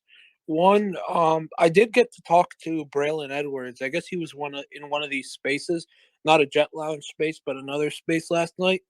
And he was saying that they're basically going to address it in the morning. It's not going to cause any trouble for the team and whatnot. And I thought that was important to hear from him as a former player. The other thing I wanted to say, which you guys kind of took my thunder a little bit, is that we shouldn't look past the evil empire. The emperor is still there, and they're playing pretty well. They always start slow, and they look like they got it all together. Their defense has given up a combined 15 points in the last two games. That's concerning, especially with how Zach played against them last year. I know he was a rookie. I know it was an early game for him in the season, and he's looked a lot better since. But reality is they're going to make us throw the ball. That's what Bill Belichick does is he takes away the one thing that works for the team, which is for us, it's rushing the ball with Brees Hall. He's going to take that away and tell us, if you want to beat us, throw the ball and throw it to anybody other than Corey Davis and Garrett Wilson. So that's a game that I look for Elijah Moore to take over. They do have two good corners over there, and Elijah Moore is going to have to be the X factor in that game for us to win. That's how I see it. I don't know what you guys think. You're right. You couldn't be more right. That defense. Just real quick, Benny. Just Well, because we're giving the Patriots their tout to low-scoring defenses. Just wanted to let everybody know that the Jets have only given up 27 in the last two, and since the Miami halftime, they've only given up 13 points. So that's against Aaron Rodgers. So go ahead, Benny. I didn't mean to cut you off. yeah, no, 100%. I'm not worried about the Patriots' offense. Their offense doesn't scare me. They're a run-first team, whatever. Like they're not going to kill you in the air attack, and I believe our defense will do enough, to not let them fucking score a lot of points. And their defense, it's Bill Belichick. You knew that no matter who they have on that defense, they're gonna have a good defense. It is what it is.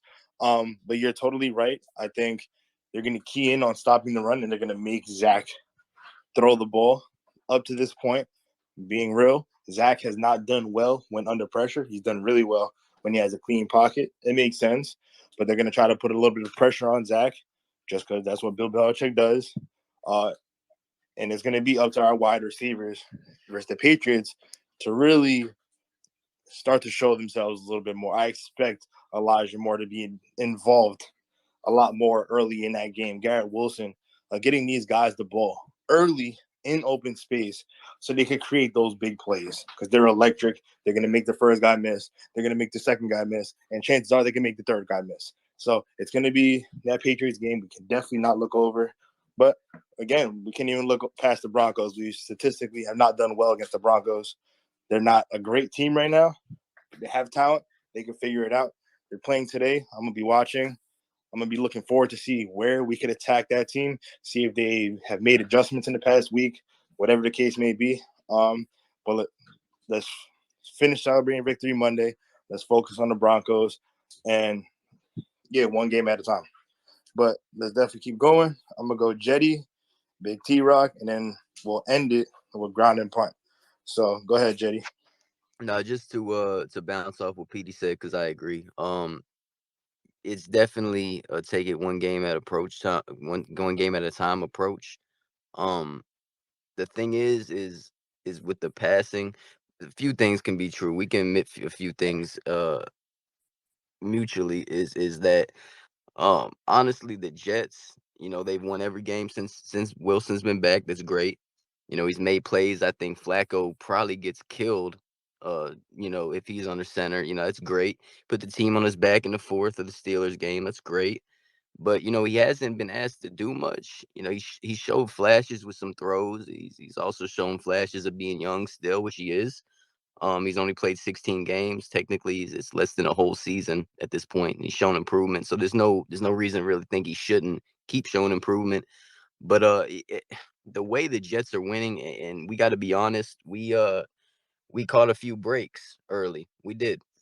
But the way they're winning isn't really sustainable as far as like a modern NFL game goes. The offense, the passing game, it's off. Like we've all come to the realization of that. It's off right now. It's not sustainable because I feel like if you go back and look at a team like Rambo one off the top of my head, the 2019 Titans, let's say, where you have this really run dominant team who likes to set up with the play action and whatnot. And you shut down Henry, and now you're forced to have Tannehill carry the team, which I think Wilson is way better of a skill set player than Tannehill is. So that's not the comparison, but you get what I'm saying. I'm comparing the situations. It's not a recipe for winning. So I think the moral of the story is you can be happy that we're 4-2 and also be concerned about some things at the same time. This is the most talented team we've had since the Rex years, and we're young. So, I think there's a lot more to see. There's a ceiling there that wasn't there previously. But I think this is not sustainable. Just to be realistic with everybody, I really don't. Like they have to do a better job of getting the passing game going. They have to do a better job. Well, Zach Wilson has to do a better job. But honestly, there's two sides to a coin with that. So I'll say this: when Wilson needed to make a giant throw, he did it. So like, in the instance with the Packers, what was it? I think the Packers had just scored. They just made it a game, and I think it was like 17-10. The Jets received the ball. Wilson goes like 2 for 2 for 30 yards before Hall like takes it for 30 yards for a touchdown to make it a 2-score game. Like it's almost like it's a team game, right? So I think there's a little bit to be concerned about, but at the same time, Wilson has shown up and made the plays when they were supposed to be made, when they had to be made. So it's just you have to take it with that kind of approach. You have to take it with a one game at a time approach because we really don't know what's next. We really don't know who's gonna pop off this game, who's not gonna look very good this game, and that's okay because like I said, they're young. So um that's all I really wanted to say is that we definitely need to look at it like that. There's two sides of every coin, and yeah, for sure. Yeah, no doubt. It's we're gonna eventually need to get the passing game going. It is what it is. I don't know. It's something that's gonna have to be worked on. Running the ball and throwing for 100 yards. Like it ain't gonna you ain't gonna win all, like big games versus great teams like that. But you know what I'm saying? I'm not down on it. I'm not down on it. It's working now. Zach's making the timely throws, and he's not making the timely turnover, which we're not losing games because of Zach Wilson. So I'm happy where he's at right now, and I think we're gonna keep building. We're gonna keep rocking. So I'm gonna go Big T, and then ground and punt, and then I'm gonna wrap this up. So yeah, I'm trying to get out of here by 11:30. So go ahead, Big T. What's going on, Benny? Damn, man. Yo, Jetty, man. I know you're gonna be on here for a minute and shit like that or whatever. Damn, I'm gonna have to pull a receipt on you later on, bro, because this shit's gonna be fucking sustainable. You know what I'm saying? I don't know where you get that is not sustainable. The Jets have weapons all over the place, tight ends, wide receivers. Zach is making the plays when he needs to make it. I don't know why everyone's so fixated on the quarterback airing the ball out. They don't have to. Each game, it's its own life, it's its own entity, and the Jets will adjust when need be. Okay, when Zach was called upon to win a game in a hostile environment, Zach won it. Okay, Zach is growing. This is probably going to be finally he's filled 17 games. I think might be the next game or whatever and stuff like that. The Jets. This is what win championships, bro. Running game and defense travels. Okay, when it's bad weather, you can't throw the ball. I don't know how old are you, but you sound like a young buck or whatever, so I might school you a little bit, but you cannot throw the ball when there's bad weather. You can run the ball anytime, snow, rain, sleet. Defense also travels. Okay, I understand, you know what I'm saying? This is a fixated word on fantasy football, and trust me, it's fixated on that. I don't care about that. I don't know if you ever heard of a quarterback called Troy Aikman. Troy Aikman didn't have the biggest stats in the world, but Troy Aikman has multiple championships. I think I'm correct. Okay? Well, Troy Aikman had Emmitt Smith. I think I'm correct. Okay? The Jets got big play receivers. The Jets got big play tight ends. The Jets got big play running backs. They have a line. This team is still learning each other. I keep harking on it if you know my name. Okay? And the defense, and every week they get better and better and better and better and better. Yeah, we're gonna have that game where we're gonna lose because we're not gonna go undefeated the rest of the way. We'll go crazy if we do. But to state that a top probably 5 defense and the Jets are probably gonna be a top 10 running game or probably top 5 running game, can I sustain itself? Dude. No, I don't think no, no, no. what I meant when I said sustainability, but it's okay. I'm not gonna. Yeah, no, Yeah, I think you did a little bit. I understand where. Trust me, it's a fixation on sack because it looks nice. It looks nice. Yo, let me tell you something, brother. The Patriot game, he threw for 1 something. The Eagles quarterback threw for $155. And so these games, you have. Bottom line is you got to win them, and then you learn from it and you move forward. Okay? Believe me, there's a fixation on sack throwing the ball. I could give a damn about that, brother.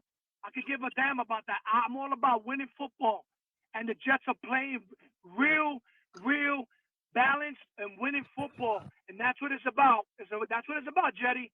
That's what it's about, my friend. Yeah, nah. I'm gonna say this, bro. I know. I believe what he meant was not that it can't be sustained. We can run the ball. You know what I'm saying? Against anyone. We've done it in the past. You know what I'm saying, when we had a good running attack. It's just there's gonna come a time where we're gonna need Zach to throw for that 300. Like it's inevitable. You've seen it when you're playing. Not so much. I mean, I'm not discrediting the win in the slightest. The Packers are the fucking Packers. But you look at Josh Allen and the Bills or Patrick Mahomes and whatnot. I saw a game yesterday. Josh Allen was at the 1 yard. Wait. Josh Allen was at the fucking 1 yard line with a few seconds left and found a way to score. Like it was on some big play on an arm shit. Like, so I don't know. I think not that we're gonna be able to run the ball. That's our identity. That's what I love. I love to fucking milk the clock, score points, and do shit like that. It's just It's gonna come to a point where, okay, Zach, we need you to make a play, and if he makes those plays, we're fucking golden. We're golden for real.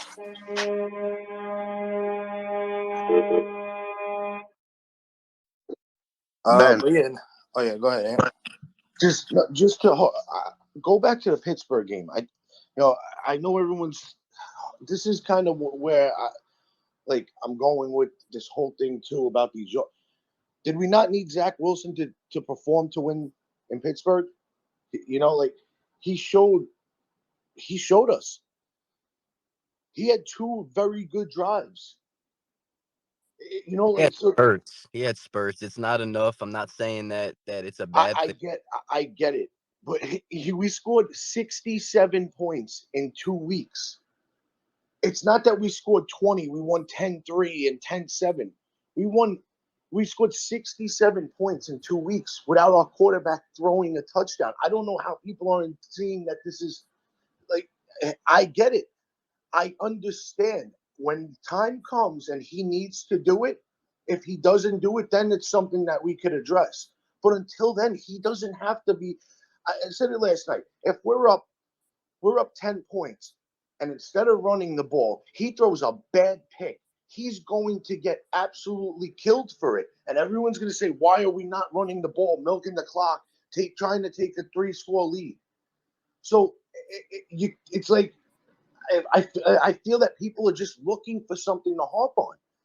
I would love for Brees Hall to run for 100, Michael Carter to run for 100, all our receivers to have 100 yards, Zach to throw for 400. It's not realistic. The game yesterday, one, that defense was playing out of their mind as well. Green Bay was going toe-to-toe with our defense yesterday for the first half of that game. It was raining. It's a tough environment to play in.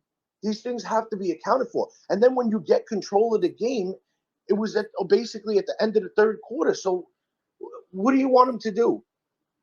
That's all I'm saying. When it comes time for him to do it and he doesn't, then we'll address it. Right now, he doesn't have to do that. 100%. And I think, I don't know, within the next few weeks, it's going to happen. It's going to be a point where it's like, Zach, we need you to make a fucking play. We're going to be down or whatever. And we'll see if he's able to do it. If he does it again, we're down in the fourth quarter or whatever, and he starts making a lot of plays with his arm, goes fucking 6 for 7 on a drive, throws a nice touchdown pass. Like, it's like, okay, cool. I know we need to see it again. We're gonna see it again. He's gonna be put in that position again. Hey, So Betty, until let me ask then, you a question, Betty. Let me ask you a question before we yeah, bounce. And I know what you're gonna answer me or whatever. Obviously, you're a Jeff fan or whatever. And I hate moving forward. Like, I don't give a damn about the Pats. I don't give a damn about the Bills. All I'm doing is worried about the our next Broncos, opponent, which is Denver, where we're gonna talk about it, come Wednesday and Thursday. Because I won't speak about nothing else come Wednesday. After Wednesday, I'm like the team. We're moving on. You know what I'm saying? If Zach, check this out. And the Kansas City game wasn't explosive. The Kansas City game was defense. It wasn't 30, 40. It was 20 something or whatever. You come, they play. It's a 10-10 game. 10-10 game. And Zach hasn't done nothing and drive with one drive and makes the play, goes 4 for 4 and gets the winning field goal, not even a touchdown. We win 13-10. What are we talking about? Yeah. Listen. Yeah, go ahead, Jetty. Say your take, and then we'll keep pushing. I completely understand where you're coming from, but here's the balance for me. So it's not really the stats that I really care about, right? Because the last 5 minutes of the game, the Jets controlled the ball and played situational football. They played the way Bill Belichick would play the game. Because they couldn't even stop us. Everybody in the whole country knew that the Jets were running the ball, and nothing can be done. For me, the most important thing, right? Because you look at Darnold. Darnold had all the physical tools, right? He could run, he could throw, but it's the mental part of the game. And the fact that Zach Wilson knows that this defense is playing like I really can't think of a defense in recent history that is playing like this well. Like he's known to protect the ball. He's not making the game about himself. To me, that's a huge part of the maturation process to being a franchise player, right? Because we know he could throw the ball 60 yards in the air. Like, but who really gives a shit about that? Every fucking quarterback in the league can throw the ball 60 yards in the air, right? I do agree with you, Jetty, though. There's some passes I want to see him throw better. And we all have to agree with that, right? Like, he does have to throw better passes, but you know something? 0 turnovers. What does he have? 1 interception this year in 3 games? And I mean, yeah, one was his fault. One of them was a fucking tip ball that Conklin should have easily caught. But yeah, no. Oh no, you got 2. Yeah. Okay, so there was the one at the before the half. That one was pretty bad. But like, the guy's protecting the ball, man, and it's like, I don't think we would have seen this from Darnold or anything. You just see these guys; they just try to make a play to a fault, and you know, like listen.